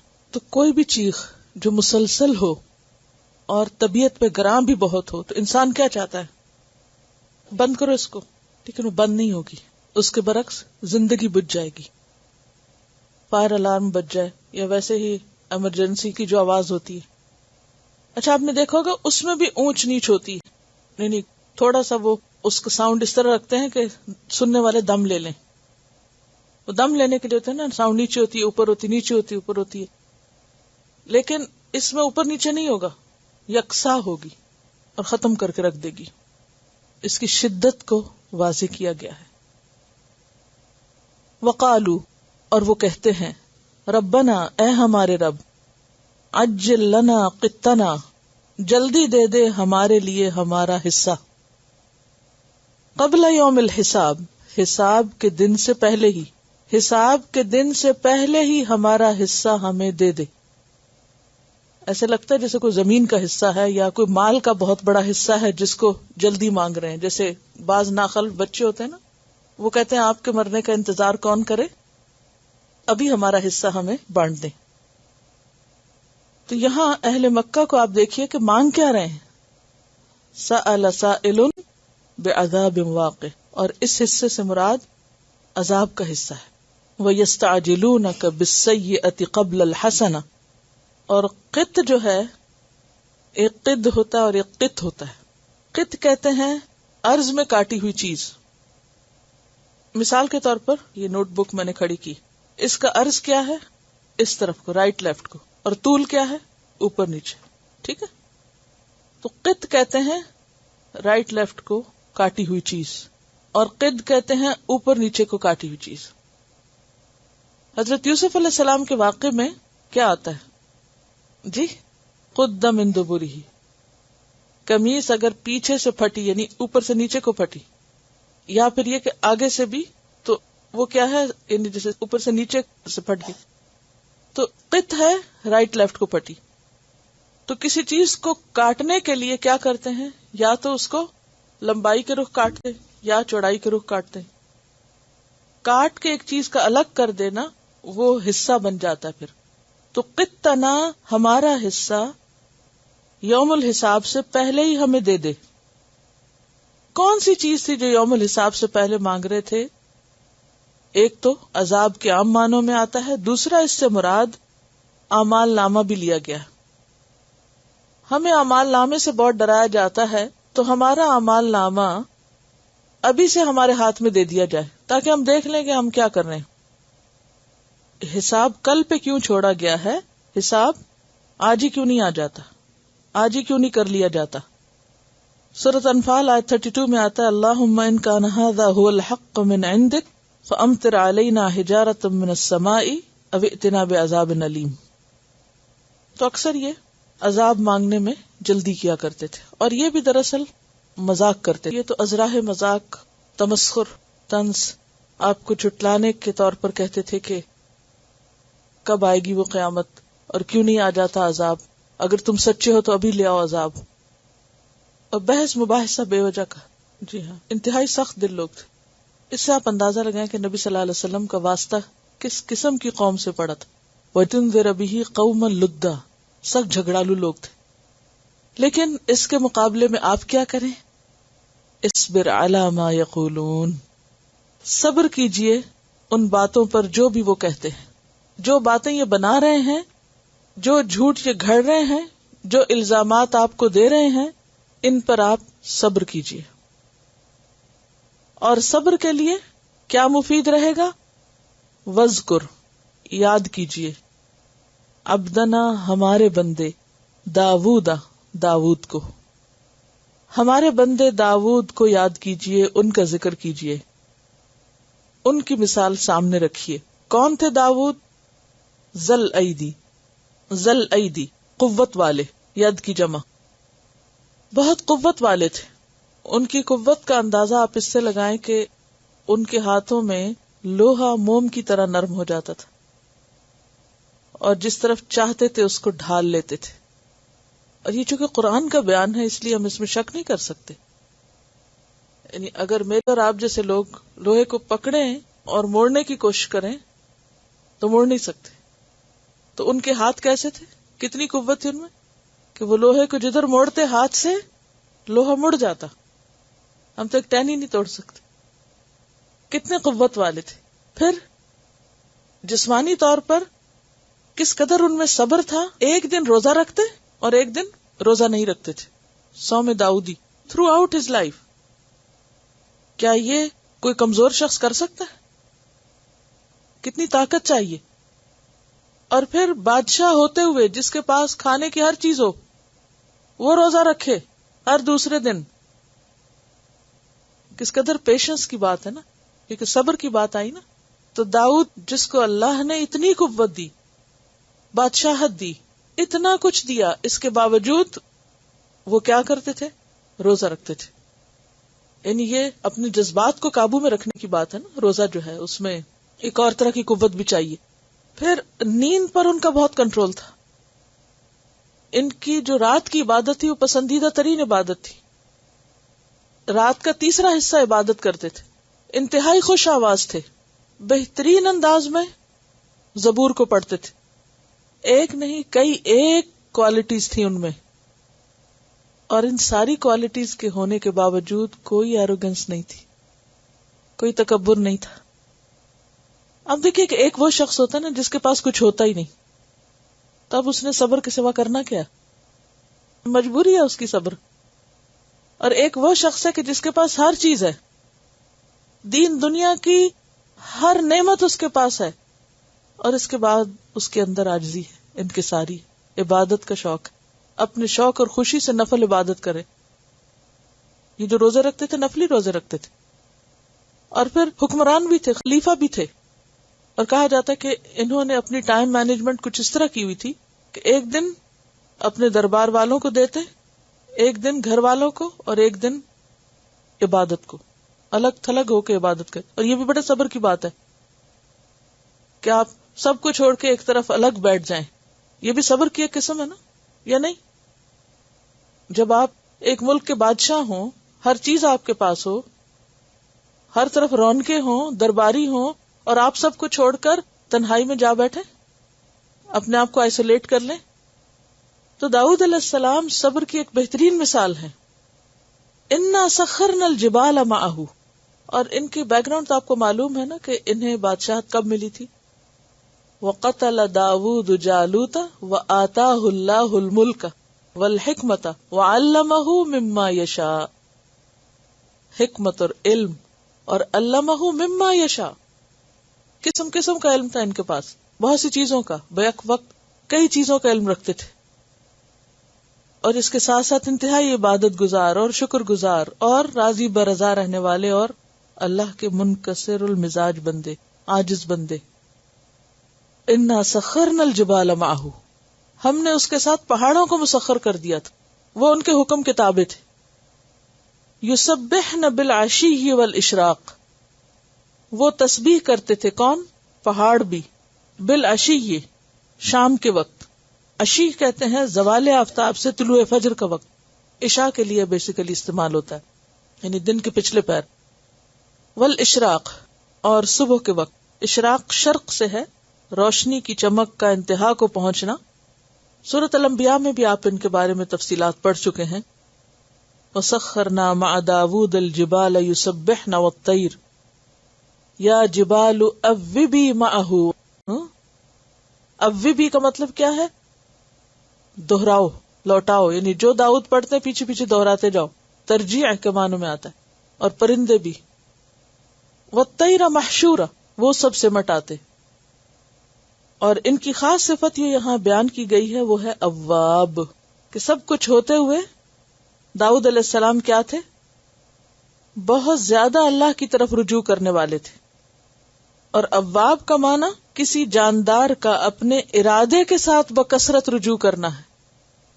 کسی جاندار کا اپنی مرضی سے، اپنے ارادے سے کثرت سے رجوع کرنا، بار بار پلٹنا، اپنے اقوال، افعال، حرکات اور سکنات میں اللہ کی طرف رجوع کرنا، اس کا مطیع فرما ہونا.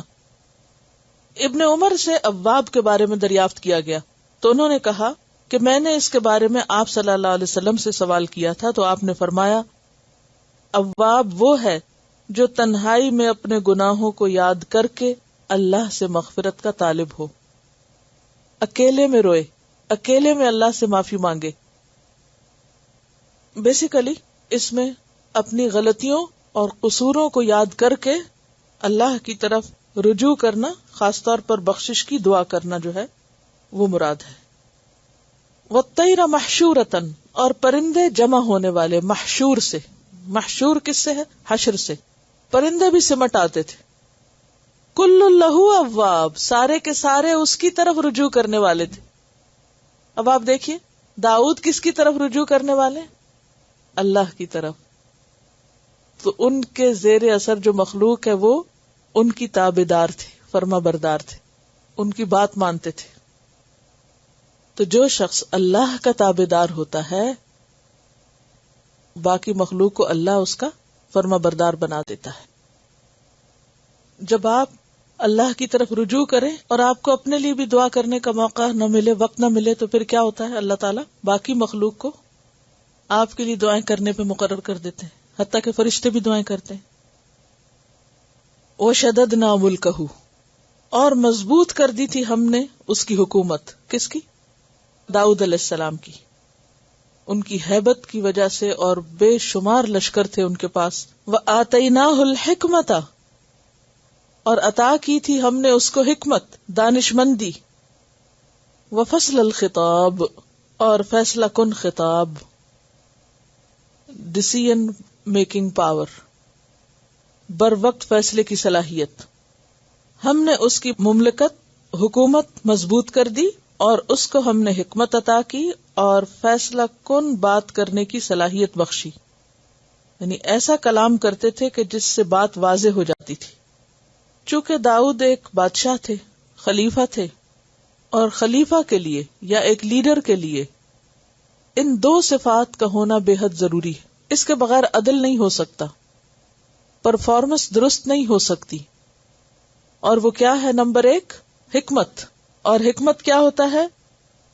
رائٹ ٹائم پر رائٹ ڈیسیژن. رائٹ ٹائم پر رائٹ ڈیسیژن، موقع محل کے مطابق بات، اس کو حکمت کہتے ہیں. کیونکہ اگر کوئی بات کتنی بھی اچھی ہو لیکن بے موقع ہو تو اس کا کوئی فائدہ نہیں ہوتا، بیکار ہوتی ہے وہ. اور دوسری چیز فصل الخطاب، ایسی بات جو دوسروں کو سمجھ آنے والی ہو، فیصلہ کن ہو، جو حق اور باطل کو الگ الگ کر دے. یعنی باتوں کو جھول میں نہ رکھا جائے یا معاملات کو انڈیسائیڈڈ نہ رکھا جائے. کیونکہ بعض اوقات اگر کسی چیز کا فیصلہ بر وقت نہ کیا جائے تو اس سے کیا ہوتا ہے؟ مثلاً ایک خلیفہ ہے، بادشاہ ہے، اگر کوئی اٹیک کر رہا ہے یا اس کی حکومت پہ کوئی چڑھائی کر رہا ہے اور وہ بیٹھتا سوچتا رہے کہ میں جواب دوں یا نہ دوں اور مجھے کیا کرنا چاہیے، اور پھر اس کو کچھ سمجھ نہ آئے تو نتیجہ کیا ہوگا؟ خود بھی ختم ہوگا اور جنگ کے موقع پر متعلقین کو بھی لے ڈوبے گا. تو کہیں پر بھی جو کسی کے پاس کوئی اتھارٹی ہو اور اس کے ساتھ اگر یہ دو صلاحیتیں نہ ہوں تو بات نہیں بنتی. لیڈرشپ کے لیے یہ دو بیسٹ کوالٹیز ہیں اگر کسی کے پاس ہوں، اور وہی دراصل دوسروں کو لیڈ کرنے کا اہل ہوا کرتا ہے. حکمت، معاملہ فہمی، بات کو اس کی تہ تک سمجھنا، بات کا صرف ظاہری رخ نہیں، اس کا پازیٹو نیگیٹو دونوں سائڈز کو سمجھنا، اور پھر بر وقت فیصلہ کرنا، فوراً فیصلہ کرنا. جیسے ملکہ سبا تھی تو اس کے پاس بھی یہ صلاحیت تھی، فوراً اس نے مشورہ کیا اور پھر صحیح فیصلہ کیا اور فیصلہ کر کے جو بات درست تھی قبول کر لی، کسی جھوٹی انا کا شکار نہیں ہوئی اور نہ ہی اپنے آپ کو اوور ایسٹیمیٹ کیا کہ ہمارے پاس تو بہت قوت ہے اور ہم سلیمان علیہ السلام سے لڑ سکتے ہیں. نہیں، صحیح بات تک پہنچی. وَهَلْ أَتَاكَ نَبَأُ الْخَصْمِ. اب ہوا یہ کہ داؤد علیہ السلام کو اللہ تعالیٰ نے اتنی قوت اور اتنی ذہنی اور عملی صلاحیتیں دے رکھی تھی، اتنی ذہانت دے رکھی تھی، تو وہ اسی میں آزمائے گئے، جس سے یہ پتہ چلتا ہے کہ پرفیکٹ صرف اللہ کی ذات ہے. کیا ہوئی ان کی آزمائش؟ وَهَلْ أَتَاكَ، اور کیا آئی تیرے پاس. یہ بات کرنے کا ایک انداز ہے کہ سننے والے کو ہوشیار کیا جائے. کیا سنا تم نے، کیا پتا ہے تم کو، معلوم ہے تم کو. کیا؟ نبأ الخصم، جھگڑنے والوں کی خبر. نبأ کس کو کہتے ہیں؟ اہم خبر کو. اور خصمی، جھگڑنے والے. اس تصورو، جب وہ دیوار پہ چڑھ گئے. تصورو کا لفظ جو ہے یہ سور سے ہے. سور کہتے ہیں شہر پناہ کو، شہر کے آس پاس حفاظتی دیوار. شہر کے آس پاس ایسی دیوار جو حفاظت کے لیے بنائی گئی ہو. اور بلند دیوار یا فصیل کو کہتے ہیں، اونچی بڑی.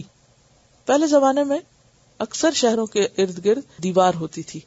پاکستان میں بھی آپ نے دیکھا ہوگا، جیسے ملتان ہے، لاہور، اور پھر ان دیواروں کے دروازے بھی ہوتے تھے، دہلی دروازہ، اور مختلف نام بھی رکھے ہوتے تھے جس رخ کو جو دروازہ ہوتا تھا. اور محراب سے مراد عبادت خانہ ہے، بالا خانہ عبادت خانہ. جس سے پہلے میں نے عرض کیا کہ داؤد علیہ السلام نے اپنی ٹائم مینجمنٹ کچھ اس طرح کی ہوئی تھی کہ ایک دن وہ اپنے لیے مخصوص کرتے جس میں وہ تنہائی میں اللہ تعالیٰ کی عبادت کیا کرتے تھے. اب کہا یہ جاتا ہے، تفصیلات کچھ اس واقعے کی اس طرح آتی ہیں کہ داؤد علیہ السلام اپنے عبادت خانے میں تنہائی میں بیٹھے ہوئے تھے کہ اچانک دو جھگڑنے والے دیوار کود کر ان کے سامنے آ گئے. وہ تسبیح کر رہے ہیں، وہ ذکر میں مشغول ہیں، اور ان کے خواب و خیال میں بھی نہیں کہ یہاں کوئی آ سکتا ہے. ایک تو حفاظتی دیواریں محل کے ارد گرد، اور پھر بہت سے حفاظتی دستے، ان سب سے بچ بچا کر عین ان کے خلوت خانے میں تنہائی میں وہ لوگ کود کے آ گئے. اب آپ سوچئے کہ کیسا منظر ہوگا کہ آپ بالکل اکیلے کسی ایسی جگہ بیٹھے ہوں کہ جہاں کوئی آ نہ سکتا ہو، وہاں کوئی آ جائے تو ایک اسٹیٹ آف شاک ہو سکتی ہے نا کہ یہ کیا ہوا، کیوں ہوا. اب ایسی جو کیفیت ہوتی ہے اس میں عام طور پر انسان کی جو قوت فیصلہ ہے کمزور ہو جاتی ہے. بہرحال ان کی عظمت دیکھیے، داؤد علیہ السلام کی. بادشاہ ہیں، عبادت گزار ہیں، ایسی جگہ پر ہیں کہ جہاں کسی کو آنے کی اجازت نہیں، اور ان کا حق ہے کہ جو بھی آئے وہاں پوچھ کر آئے. اتنے میں اچانک کود پڑتے ہیں دو لوگ، اور وہ ذرا برہم نہیں ہوتے، ناراض نہیں ہوتے، صبر کے ساتھ ان کی بات سنتے ہیں. ذرا اپنے آپ کو دیکھیے، آپ پڑھ رہے ہیں، آپ کا بچہ آپ کے پاس آتا ہے اور کچھ پوچھتا ہے، کیسے ریاکٹ کرتا ہے؟ یکسوئی سے پڑھ رہے ہیں، اچانک کوئی ٹیلی فون آ جاتا ہے، کیسے جواب دیتے ہیں؟ ریاکشنز دیکھیں نا ہمارے، ہم کیا چیز ہیں؟ کچھ بھی نہیں ہے. لیکن اگر ہماری مرضی کے خلاف کوئی چیز ہو جائے تو ہمارا ریاکشن کیا ہوتا ہے؟ اس کو صبر کہتے ہیں. کیونکہ اللہ تعالیٰ کیا فرما رہے ہیں؟ آپ صبر کیجئے ان لوگوں کی باتوں پر، جو کچھ یہ بنا رہے ہیں آپ کی شان کے خلاف، جو کچھ کہہ رہے ہیں اس پہ صبر کیجئے. اور صبر کے لیے ہمارے بندے داؤد کو یاد کر لیا کیجئے. کون تھے داؤد؟ ان کے پاس اتنی نعمتیں تھیں، اتنی قوتیں ذہنی، جسمانی، روحانی، مالی، دنیاوی اعتبار سے، حکومت کے اعتبار سے، ہر طرح کی قوتیں تھیں ان کے پاس. ان ساری قوتوں کے ساتھ ایک شخص کا حال کیا ہو سکتا ہے؟ وہ اپنے آپ کو کیا سمجھ سکتا ہے؟ مجھ جیسا کوئی نہیں، لہذا کوئی میری شان میں گستاخی نہیں کر سکتا، اور اگر کوئی کرے تو پھر مزہ چکھے. لیکن ان کا حال دیکھیے عین اس وقت. اور یہ ایسا موقع ہو سکتا ہے نا کہ اگر کوئی اچانک آئے تو انسان ڈر کے بھی ایک دم غصے سے بول سکتا ہے. یعنی بعض اوقات انسان خوف کھا جاتا ہے نا کہ کون آیا، اور پھر بولنا شروع کر دیتا ہے. جو شوق لگتا ہے تو انسان کا فوری ری ایکشن کیا ہوتا ہے؟ برسنے شروع کر دیتا ہے دوسرے، نہ ہو دیکھتا نہ تاؤ دیکھتا ہے. کس قدر اریٹیشن اس وقت ہو سکتی ہے، کیسا شدید ری ایکشن ہو سکتا ہے. اور داؤد علیہ السلام کچھ بھی نہیں کہہ رہے، حالانکہ ڈر گئے تھے. اذ دخلوا علی داؤد، جب وہ داخل ہوئے داؤد پر علیہ السلام، ففزع منہم، تو وہ ان سے ڈر گئے. آپ سوچیے ذرا، مثلاً آپ کمرہ بند کر کے کہیں بیٹھے ہوئے اکیلے میں اور تسبیح کر رہے ہیں اور ذکر کر رہے ہیں اور اپنی دنیا میں کھوئے میں اپنے رب سے باتیں کر رہے ہیں، اتنے میں دھڑام سے کوئی دروازہ کھول کے اندر آ جائے، یا یہ کہ کوئی اچانک اوپر سے گر پڑے اور وہ بھی اوپر سے کود کے آئے، تو خوف کا عالم کیا ہوگا؟ چیخیں مارنے لگے یا اس کے پڑ جائیں اس کے اوپر یا اس کو گریبان سے پکڑ لیں، یعنی کچھ بھی ہو سکتا ہے نا ری ایکشن. اور وہ ففزع منہم، گھبرائے ضرور. قالوا لا تخف، انہوں نے کہا نہیں آپ ڈریے نہیں، سب خیر ہے، ٹھیک ہے سب. خصمانی، دو جھگڑنے والے، بغا بعضنا علی بعض، ہم میں سے بعض نے بعض پر سرکشی کی، ہم دو کا جھگڑا ہے اور ایک نے دوسرے کے اوپر زیادتی کی. فاحکم بیننا، آپ فیصلہ کیجئے ہمارے درمیان، بالحق، کی حق کے ساتھ، درست فیصلہ. ولا تشتت، اور زیادتی نہ کیجیے. اب آپ دیکھیے کہ ایک شخص جو خدا کا اتنا خوف کرنے والا ہو، اس سے آ کے کوئی کہے تم حق کی بات کرنا اور زیادتی نہ کرنا، تو وہ تو اسی پہ سیخ پا ہو جائے کہ تم زبان سنبھال کے رکھو. مجھے کہہ رہے زیادتی نہ کرنا، میں تمہیں زیادتی کرنے والا نظر آتا ہوں. یعنی اگر کہیں پر بھی کسی جگہ ہماری مرضی کے خلاف کوئی بات ہو تو جائے، ہم چپ نہیں بیٹھتے، فوراً جواب دیتے ہیں، فوراً دفاع کرتے ہیں، فوراً بات کاٹ دیتے ہیں، اس کے بغیر ہمیں چین نہیں آتا. لیکن یہاں آپ دیکھیے کہ وہ اس بات کو بھی پی جاتے ہیں. کسی عام شخص سے بھی کہنا تو مجھ پہ زیادتی نہ کرنا، اس کو چیلنج کرنے والی بات ہوتی ہے نا. اور کہاں داؤد علیہ السلام جیسے طاقتور شخص کو کوئی یہ کہہ دے کہ فیصلہ کرنا اور زیادتی نہ کرنا. تشتت کا لفظ شین توئے توئے سے شتتا، شتت کہتے ہیں مبالغے میں زیادتی کرنا، حد سے بہت آگے نکل جانا، جھوٹ بولنا اور اس میں غلو کرنا. یہ بھی نہیں کہتے کہ جھوٹ نہ بولنا، بلکہ کہتے ہیں جھوٹ بولنے میں حد سے نہ بڑھنا. یعنی یہاں داؤد علیہ السلام ایک جج ہیں، منصف ہیں. اگر کسی عدالت میں کوئی مدعی جج کی بے عزتی کرے تو پھر کیا ہوتا ہے؟ جی اسی وقت ہتھکڑیاں لگ سکتی ہیں کہ تم نے توہین عدالت کی. ولا تشتت، یہ قوت ان کے اندر کہاں سے آئی تھی؟ اللہ کی عبادت سے، روزے سے، نفل سے، ذکر سے. یہ پیشنس کا یہ درجہ اللہ کی عبادت کے بغیر کسی میں آ ہی نہیں سکتا. اور انہی چیزوں کا ہمارے پاس وقت نہیں. ہمارے لیے تو فرض نماز پڑھنا مشکل ہے، نفل کہاں سے پڑھیں گے؟ روزہ کب رکھیں گے؟ ذکر کب کریں گے؟ ہم مصروف شخصیات ہیں، اور داؤد علیہ السلام بادشاہ ہیں، اتنی بڑی حکومت ہے ان کی، ان سے بڑھ کے مصروف کون ہو سکتا ہے؟ اس کے باوجود کتنا اعتدال ہے زندگی میں کہ عبادت بھی ہے اور حقوق العباد بھی ہیں اور اپنا حق بھی ہے. وَاهْدِنَا، اور راہ دکھاؤ ہم کو، اِلَىٰ سَوَاءِ الصِّرَاطِ، درمیانے راستے کی. سوا کہتے ہیں برابر، درمیانہ، امتن وسطن یاد کیجئے، اعتدال والا، یعنی درست مراد ہے. ہمیں صحیح راہ دکھاؤ، یعنی ہمارے درمیان فیصلہ کرو.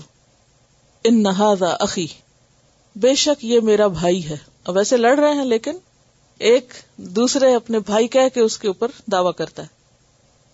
لہو 99 نعجۃ، اس کے لیے ہیں 9 اور 90 دمبیاں.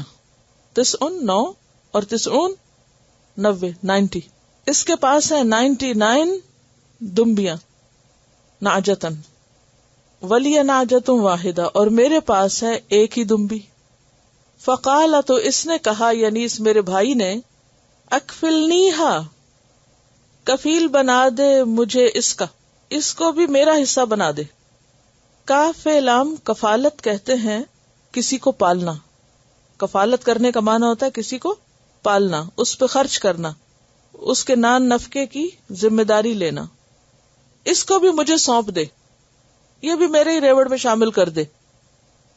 وَأَزَّنِي، اور یہ غالب آیا ہے مجھ پر، اس نے دباؤ ڈالا ہے مجھ پر، فی الخطاب، گفتگو میں، یعنی یہ باتوں سے مجھ پہ حاوی ہو گیا.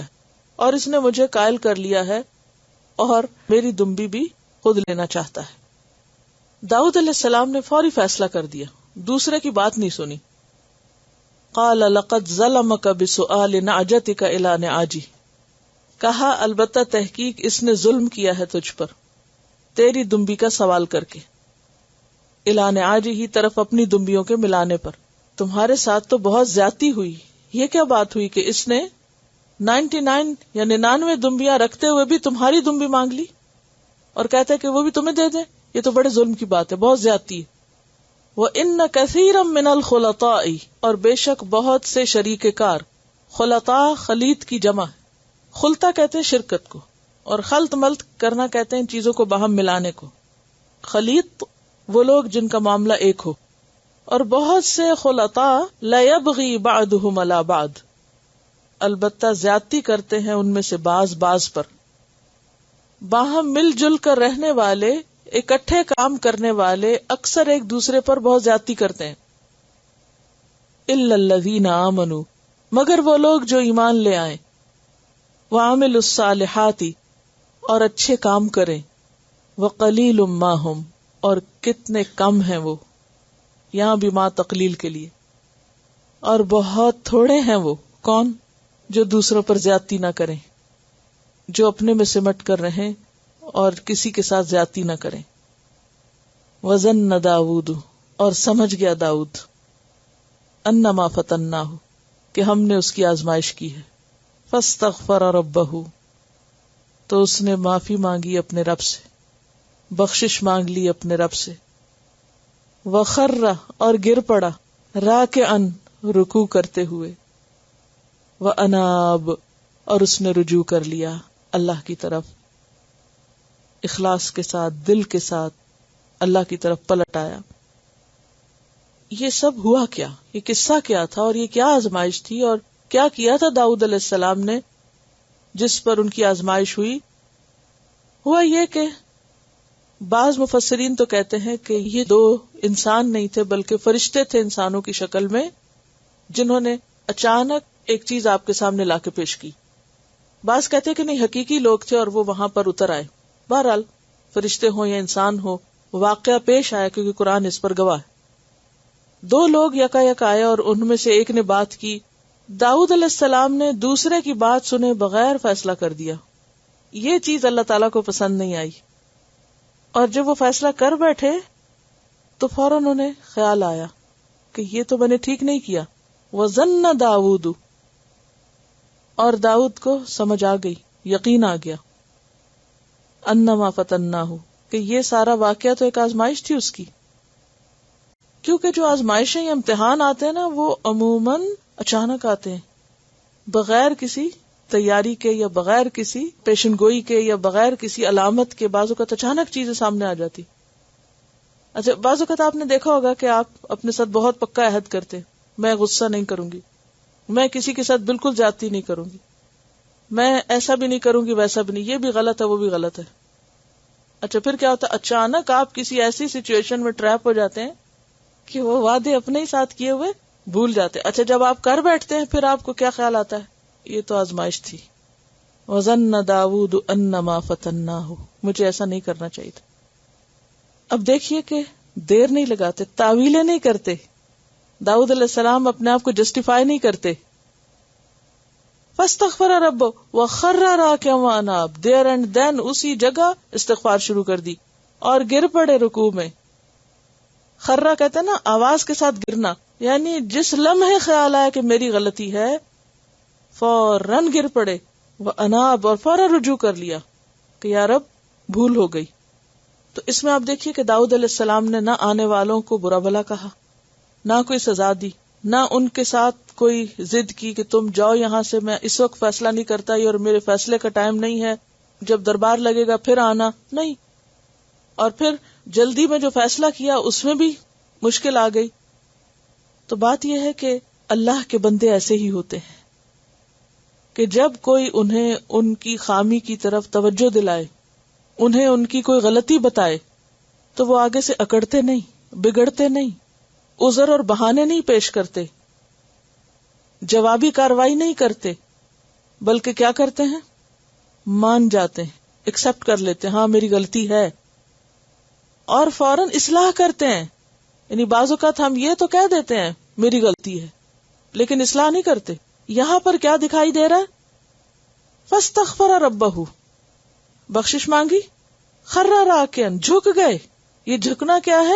سمبل بھی ہے، مان جانا. واناب، اخلاص کے ساتھ رجوع کرنا کہ آئندہ ایسا نہیں ہوگا، اب نہیں کروں گا. اور توبہ کہتے بھی اسی کو ہے نا، آئندہ نہ کرنے کا عہد توبہ ہوتا ہے. اور اگر انسان وہی کچھ پھر ہر روز کرتا رہے تو یہ تو پھر مذاق ہے نا، توبہ تو نہیں. اسی لیے آپ دیکھیے کہ جہاں سے یہ واقعہ شروع ہوتا ہے وہاں اللہ سبحانہ وتعالیٰ نبی صلی اللہ علیہ وسلم کو داؤد علیہ السلام کی مثال دے کے کیا فرماتے؟ اصبر علی ما یقولون، یہ جو لوگ باتیں کر رہے ہیں ان پر آپ صبر کیجئے، کیونکہ سب سے مشکل کام لوگوں کی باتوں پہ صبر کرنا ہوتا ہے، چاہے وہ اپنے ہوں، پرائے ہوں، قریب ہوں، بعید ہوں. وذکر عبدنا، کتنے پیار سے اللہ تعالیٰ کہتے ہیں ہمارے بندے داؤد کا ذکر کیجئے، ان کو یاد کیجئے. وہ پہلے پارے میں آتا نا فاذکرونی اذکرکم، تم مجھے یاد رکھو میں تمہیں یاد رکھوں گا. اور یہاں پر وہی ذکر ہے، وذکر، اللہ تعالیٰ صرف خود نہیں یاد رکھے ہوئے بلکہ محمد صلی اللہ علیہ وسلم سے بھی کہہ رہے ہیں کہ آپ بھی ان کو یاد کر لیجئے. عبدنا داؤد، کیسے تھے داؤد؟ ذل ایدی، اواب، جبال ان کے لیے مسخر تھے اور پرندے، اور وہ خود اواب تھے، مضبوط سلطنت کے مالک تھے، حکمت اور فصل الخطاب کے مالک تھے. ان ساری خوبیوں کے باوجود جب ایک مرتبہ ان کے سامنے ایسا واقعہ پیش آیا کہ جس کا وہ حق ادا نہ کر سکے تو فوری طور پر پلٹ گئے، اور اس واقعے سے انہیں اپنی کوئی ایک اور بات بھی یاد آ گئی. بعض اوقات ایسا ہوتا نا کہ کوئی بات کر رہا ہوتا ہے تو آپ کو اپنی کوئی بات یاد آ جاتی ہے. اچھا، مثلاً ہو سکتا ہے کہ میں آج یہ کوئی بات کر رہی ہوں تو آپ میں سے کسی کو کوئی اپنی کوئی بات یاد آئی ہو، کیونکہ ہر شخص جب کوئی بھی چیز دیکھتا ہے، یہ سنتا ہے، یہ کرتا ہے تو فوراً اس کو اپنے ساتھ ریلیٹ کرنے لگتا ہے، کیونکہ قرآن میں فیہ ذکرکم، تمہارا ہی ذکر ہے اس میں.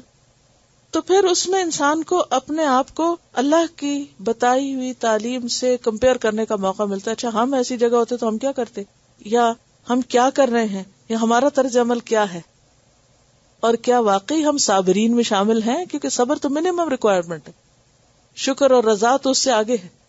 اور پھر یہ اللہ کے دین کا کام کرنے والے ہیں، تو اللہ کے دین کی خدمت صرف وہ کرتے ہیں جن کے اندر وہ کوالٹیز ہوں جو یہاں دکھائی جا رہی ہیں. اگر یہ کوالٹیز نہ ہو تو دین کا کام اصلاح نہیں، فساد بن جاتا ہے. پھر انسان دین کو فائدہ نہیں، نقصان زیادہ دیتا ہے.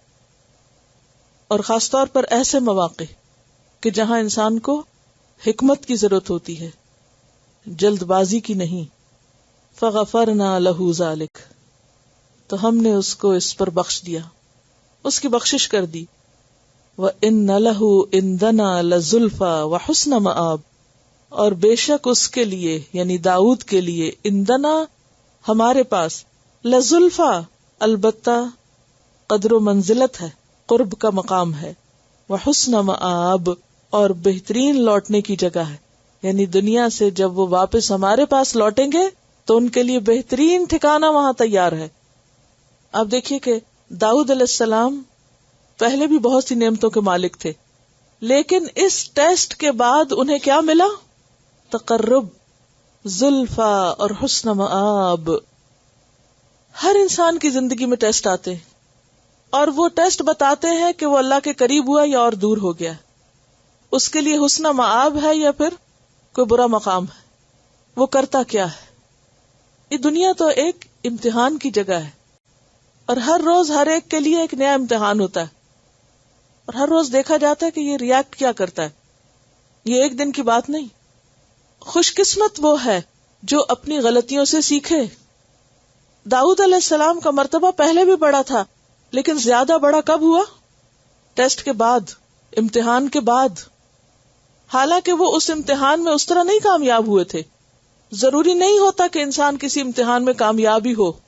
بعض اوقات فیل ہونے سے، ناکام ہونے سے زیادہ سیکھتا ہے انسان، غلطی کرنے سے زیادہ سیکھتا ہے. یا نہیں؟ غلطی نہ ہو تو انسان کا علم جو ہے وہ ادھورا رہ جاتا ہے. تو جو تجربہ ہوتا ہے جو لائف ایکسپیرینس ہوتے ہیں ان کا کوئی دوسرا نعم البدل نہیں. اور یاد رکھیے کہ ہر امتحان چاہے انسان اسے پاس ہو یا فیل ہو، اگر اس میں انسان اللہ کی رضا پہ راضی ہو جائے، الذین اذا اصابتهم مصیبۃ قالوا انا للہ وانا الیہ راجعون اولئک علیہم صلوات من ربہم. صلی اللہ کا کیا معنی ہوتا ہے؟ تعریفیں. ورحمۃ واولئک هم المہتدون. اصل بات کیا ہے؟ ہم سب اپنی غلطیوں سے سیکھیں، لیکن بہت کم لوگ ہیں جو غلطی کرنے کے بعد سیکھے. وہ غلطی پر غلطی کرتے چلے جاتے ہیں، مکھی پہ مکھی مارتے چلے جاتے ہیں. غلطی ہونا یہ تو بالکل ایک فطری بات ہے. آدم علیہ السلام سے بھول ہوئی، جو ہم سب کے اول ماں باپ ہیں، اور ہر انسان سے بھول ہوتی کیونکہ انسان نام ہی اسی چیز کا ہے. لیکن بھولنے کے بعد پھر بھولے ہی رہنا. کہتے نا صبح کا بھولا شام کو گھر لوٹ آئے تو اس کو بھولا نہیں کہتے، کیونکہ وہ گھر پہنچ گیا. لیکن اگر کوئی شخص غلطیوں سے سیکھے ہی نہ، انا کا شکار ہو، تکبر کرے، ایروگنس کا شکار ہو، اور اہل مکہ جیسا رویہ اختیار کر لے، کیونکہ یہ کمپیریزن میں آ رہے ہیں نا دونوں چیزیں. سورت کے شروع میں اہل مکہ کا کردار بتایا گیا اور اس کے بعد دوسری اگزامپل لائی گئی. جیسے پہلے پارے میں آپ دیکھتے کہ پہلے بنی اسرائیل کا کردار بتایا گیا اور پھر ابراہیم علیہ السلام کا کردار بتایا گیا. یہاں بھی آپ دیکھیے پہلے اہل مکہ کی بات کی گئی اور اس کے بعد داؤد علیہ السلام کی بات. اور نبی صلی اللہ علیہ وسلم کو کہا جا رہا ہے کہ آپ داؤد علیہ السلام کی مثال سے سبق سیکھیے. تو ہم سب کے لیے کیا سبق ہے اس میں؟ چلیے یہاں تک تلاوت سنیے. ہاں، بلند درجے اور رتبے صرف نیکی کا کام کرنے سے نہیں ملتے، بلکہ غلطی سے پلٹنے پر، توبہ پر، اصلاح پر، غلطی مان لینے پر اور فوراً ماننے پر. ایک تو یہ نا کہ 10 لوگ پیچھے لگ جائیں اور منوا کے چھوڑیں پھر انسان مانے، اور ایک یہ کہ انسان جو ہی اندر سے الارم بجے، احساس ہو، فوراً گر پڑے. انہ اواب، بار بار پلٹنے والے تھے. 2 سرداروں کا ایک طرح سے کمپیریزن ہے، ایک اہل مکہ کی سرداری ہے اور ایک داؤد علیہ السلام کی. اہل مکہ کے پاس تو کچھ بھی نہیں تھا ان چیزوں کے مقابلے میں جو داؤد علیہ السلام کے پاس تھا. ان کی ایروگنس دیکھیے آپ، اور یہاں دیکھیے. اصل میں بات یہ ہے نا کہ جس کا ظرف چھوٹا ہوتا ہے نا، وسعت قلب کی بات ہوتی ہے نا. اگر ایک برتن میں پانی رکھا ہوا اور اگر آپ اس میں ایک کنکری گرائیں گے تو کیا ہوگا؟ پانی اچھل کے باہر آ جائے گا. اور اگر آپ ایک دریا میں یا سمندر میں یا کنویں میں پھینکیں گے تو کیا ہوگا؟ اسے فرق ہی نہیں پڑے گا. تو کچھ لوگ ہوتے ہیں اگر آپ ان کو ذرا سی بات کر دیں نا تو پھٹ پڑتے ہیں، چپ نہیں رہ سکتے. اور کچھ لوگوں کو آپ بڑی سے بڑی بات کہہ جائیں تو ان کے منہ سیل ہی رہتے ہیں، وہ بولتے نہیں. جی ہاں، اللہ تعالیٰ ہر ایک کو آزماتا ہے، اور چنے ہوئے بندوں کو. اتنے عبادت گزار، اتنے نیک، اور کس جگہ آزمائے گئے.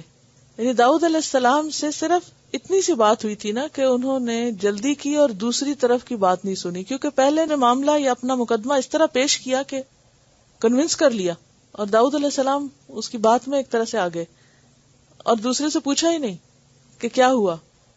اور یہ ہم سب کے ساتھ کتنا ہوتا ہے نا، جو ہمارے پاس کوئی بات لے کے آ جائے تو ہم کیا کرتے ہیں؟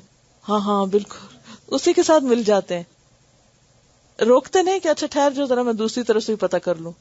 یہ تو اتنی عام ہے بات کہ اکثر ہم اس بھول کا شکار ہوتے ہیں. اور کتنی دفعہ ہم توبہ کرتے ہیں اس پر، ہمیں تو شاید احساس بھی نہیں ہوتا کہ ہم نے غلطی کی ہے. بظاہر تو بالکل وہ سچا نظر آ رہا ہے، بہت زیادتی ہے اس کے ساتھ. ہو سکتا ہے کہ دوسرے نے یہ کہا ہو کہ بھی تم ایک جو سنبھالتے ہو میں 99 سنبھالتا ہوں، یہ بھی مجھے دے دو میں تمہاری سنبھال لیتا ہوں. کیونکہ جب آؤٹ آف کانٹیکسٹ کوئی بات کی جاتی ہے نا تو وہ بالکل ایک اور ہی منظر دیتی. یعنی ایک شخص ہو سکتا ہے خیرخواہی کے ساتھ دوسرے کا کوئی کام بانٹنا چاہ رہا ہو کہ میں 99 کام کر رہا ہوں، لا میں تمہارا بھی کر دیتا ہوں، اور دوسرا اس کو سن کے انسیکیور ہو جائے اور کہ اچھا تمہارے پاس تو پہلے اتنا کچھ ہے اور تم یہ بھی چاہتے ہو. یعنی مس انڈرسٹینڈنگ کی وجہ سے بعضوں کا چیزیں کچھ سے کچھ نظر آتی ہیں جبکہ ان کی اصل حقیقت کچھ اور ہوتی ہے. اور خاص طور پر پھر آپ دیکھیے کہ داؤد علیہ السلام کو کیا کہا جا رہا ہے؟ یا داؤد، اے داؤد، انا جعلناک خلیفۃ فی الارض، ہم نے تجھے زمین میں خلیفہ بنایا. پہلے اگر وہ ایک کنگ تھے صرف، تو یہاں پر اب ان کو اللہ کی طرف سے خلیفہ بنایا جا رہا ہے. کتنا بڑا آنر مل رہا ہے. اور یہ اس بھول کے بعد ہے. تو بعض اوقات انسان سے بھول ہوتی ہے اور انسان توبہ کرتا ہے اور پہلے سے بھی زیادہ اللہ کے قریب ہوتا ہے. فاحکم بین الناس بالحق، تو فیصلہ کیجئے لوگوں کے درمیان حق کے ساتھ. یہ ہے ایک لیڈر کی سب سے اہم ذمہ داری کہ وہ حق کا دامن ہاتھ سے نہ جانے دے. ولا تتبع الہوی، اور نہ تم پیروی کرو خواہشات نفس کی. اپنے دل کی مرضی، دل کی خواہش، اس کے پیچھے نہ جانا. فیضلک عن سبیل اللہ، تو وہ بھٹکا دے گا تجھ کو اللہ کے راستے سے. کون؟ ہوا، خواہش نفس تمہیں اللہ کے راستے سے ہٹا دے گی. ان الذین، یقیناً وہ لوگ، یضلون عن سبیل اللہ، جو اللہ کے راستے سے بھٹکتے ہیں، لہم عذاب شدید، ان کے لیے شدید عذاب ہے. بما نسوا یوم الحساب، بوجہ اس کے جو بھول گئے وہ یوم الحساب کو. یہ کس کو خطاب کر کے کہا جا رہا ہے؟ ایک پیغمبر کو، اپنے مقرب بندے کو. اللہ تعالیٰ یا داؤد کہہ کے پکار رہے ہیں کہ اے داؤد، ہم نے تجھے بہت بڑا آنر دیا، بہت عزت دی، خلیفہ بنا دیا. اتنی ہی بڑی ذمہ داری ہے، اور وہ کیا ہے؟ عدل سے کام لینا، حق کا ساتھ نہیں چھوڑنا. اور حق سے کیا چیز انسان کو روکتی؟ اب دیکھیں کہ کسی بھی صاحب حق کو اس کا حق دینے سے ہمیں کیا چیز روکتی؟ ہمارے دل کی مرضی. مثلا کوئی شخص ہمیں اچھا نہیں لگتا تو ہم اس کا حق نہیں دیتے، اس کی بات بھی نہیں سنتے، یا اس کو اس کا حق دینا ہی نہیں چاہتے. تو جو ایک خلیفہ ہوتا ہے، یہ جو ذمہ دار شخص ہوتا ہے، وہ اپنی ذاتی پسند اور ناپسند کو ایک طرف رکھ کے کام کرتا ہے. اب مثلا ایک بادشاہ ہے، اس کی رعایا میں سارے لوگ تو اس کے فیور میں نہیں ہو سکتے، کوئی حامی ہوں گے، کوئی مخالف ہوں گے.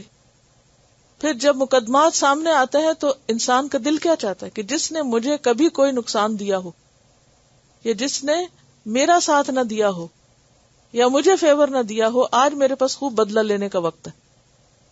یہ نہیں کرنا. لا تتبع الہوی فیضلک عن سبیل اللہ. اور ویسے بھی جنرلی عام زندگی میں بھی آپ دیکھیے کہ جب بھی انسان خواہش نفس کے پیچھے چلتا ہے، دل کی مرضی پہ چلتا ہے، تو نتیجہ کیا ہوتا ہے؟ اللہ کا راستہ دور ہو جاتا ہے، بھٹک جاتا ہے. اور جو بھی لوگ اللہ کے راستے سے بھٹک جائیں، راستہ گم کر جائیں، ان کے لیے پھر سخت پکڑ ہے، کیونکہ وہ حساب کا دن بھول گئے.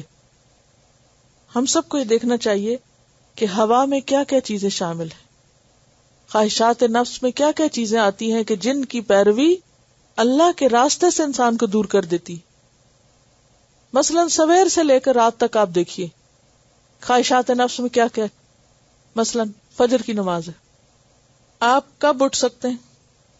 تہجد کی میں نے اس لیے بات نہیں کی تو وہ کمپلسری نہیں، فجر تو فرض ہے نا. فجر کی نماز کے وقت اگر آپ نہیں اٹھ سکتے، کس لیے نہیں اٹھ سکتے؟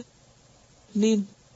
اس وقت سونا کیا ہے؟ خواہش نفس کی پیروی کرنا. آپ کا دل چاہ رہا ہے سونے کو، آپ کا دل نہیں چاہ رہا اٹھنے کو، لہذا نہ آپ الارم لگاتے ہیں، نہ آپ کوئی بندوبست کرتے ہیں، اور اگر لگے بھی تو بند کر کے پھر سو جاتے ہیں، کوئی عذر بہانہ دل سے تراش لیتے ہیں. پھر اسی طرح بعد کے بھی اذکار آپ دیکھیے، پھر باقی ذمہ داریاں بھی، بہت سارے ایسے کام دن میں آتے ہیں. کسی کو اس کا حق دینا ہے، اس نے میرا نہیں دیا، میں کیوں اس کا حق دوں. اسی طرح حلال اور حرام کی جتنی بھی چیزیں، کھانے پینے کا معاملہ آپ دیکھیے، اس میں انسان کے لیے بعض اوقات کسی ایسی چیز میں ٹیمپٹیشن ہوتی ہے کہ جو حلال نہیں ہوتی یا شک والی کم از کم ہوتی، تو لوگ کیا کہتے ہیں؟ ابھی نہیں بتاؤ، مجھے کھا لینے دو، پھر بتانا حلال ہے کہ حرام ہے. تو یہ کیا ہے؟ کیا چیز ہے جو آپ کو کہتی ہے کہ میں نے جاننا ہی نہیں ہے کہ حلال ہے کہ حرام ہے؟ خواہش نفس ہے، ہوا ہے.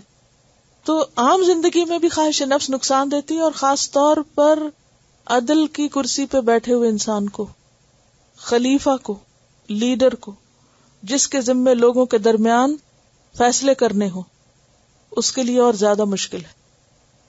تو ایک اچھے جج کی کوالٹیز کیا ہوتی؟ انصاف کرنا، حق کا ساتھ دینا، خواہ وہ اپنی ذات، والدین، اولاد یا رشتہ داروں کے خلاف ہی کیوں نہ جائے. اسی لیے کہتے ہیں نا کہ جب جج غصے میں ہو یا بھوکا ہو یا تھکا ہوا ہو تو اس کو فیصلہ نہیں کرنا چاہیے. کیوں؟ ورنہ وہ کس کا شکار ہو جائے گا؟ ہوا کا شکار ہو جائے گا. سورۃ المائدہ میں اللہ سبحانہ وتعالی نبی صلی اللہ علیہ وسلم سے خطاب کر کے فرماتے ہیں 49 آیت وَأَنِحْكُمْ بَيْنَهُمْ بِمَا أَنزَلَ اللَّهُ. سورۃ النساء 105 میں آتا ہے لِتَحْكُمَ بَيْنَ النَّاسِ بِمَا أَرَاكَ اللَّهُ. المائدہ میں آتا ہے یا ایھا الذین آمنوا کونوا قوامین للہ شہداء بالقسط. المائدہ 42 میں آتا ہے وَإِنْ حَكَمْتَ فَاحْكُمْ بَيْنَهُمْ بِالْقِسْطِ. سورۃ الانسان میں 24 میں آتا ہے وَلَا تُطِعْ مِنْهُمْ آثِمًا أَوْ كَفُورًا کہ فیصلہ کرنے میں صرف اپنی خواہش نہیں، لوگوں کی خواہش کو بھی نہیں دیکھنا کہ اس کو پسند نہیں، اس کو پسند نہیں، یا کسی کا پریشر نہیں لینا. بعض اوقات ایسا ہوتا ہے نا کہ جج کو خرید لیا جاتا ہے یا اس پہ دباؤ دیا جاتا ہے یا اس کو دھمکی دی جاتی ہے. اور عام روزمرہ زندگی میں جیسے سورۃ کہف آیت 28 میں آتا ہے وَلَا تُطِعْ مَنْ أَغْفَلْنَا قَلْبَهُ عَنْ ذِكْرِنَا وَاتَّبَعَ هَوَاهُ وَكَانَ أَمْرُهُ فُرُطًا. تو یہ ہے ہم سب کے لیے ایک بہت بڑا. چاہتی ہوں کہ آپ بھی سن لیں. ان کا سوال یہ ہے کہ یہ جو اس میں آیا تھا کہ حضرت داؤد علیہ السلام کو اس واقعے سے ایک اپنی اور بات بھی یاد آ گئی تھی جس میں ان کے لیے ایک سبق تھا اور اس پر بھی انہوں نے معافی مانگی تھی. تو وہ کیا واقعہ تھا؟ تو قرآن اور حدیث میں اس واقعے کا کوئی ذکر نہیں کسی صحیح حدیث میں. اسرائیلیات میں کئی ایک ایسے واقعات ہیں جن کا ذکر بعض مفسرین نے کیا ہے لیکن وہ اوتھینٹک نہیں ہے، تو ہمیں ان کی پیروی نہیں کرنی چاہیے کیونکہ ایک نبی کی شان کے خلاف کوئی بھی واقعہ جو ہے اس کا بیان کرنا جو انسان کے لیے نقصان دہ ہے. حضرت علی رضی اللہ تعالیٰ عنہ کے بارے میں آتا ہے کہ وہ کہتے تھے کہ اگر کسی نے حضرت داؤد کے بارے میں کوئی ایسا واقعہ بیان کیا تو میں اس کو 70 درے لگواؤں گا. تو میں تو درے نہیں کھا سکتی. اوکے، السلام علیکم. سبحانک اللہم و بحمدک نشہد ان لا الہ الا انت نستغفرک و نتوب الیک. السلام علیکم و رحمۃ اللہ وبرکاتہ.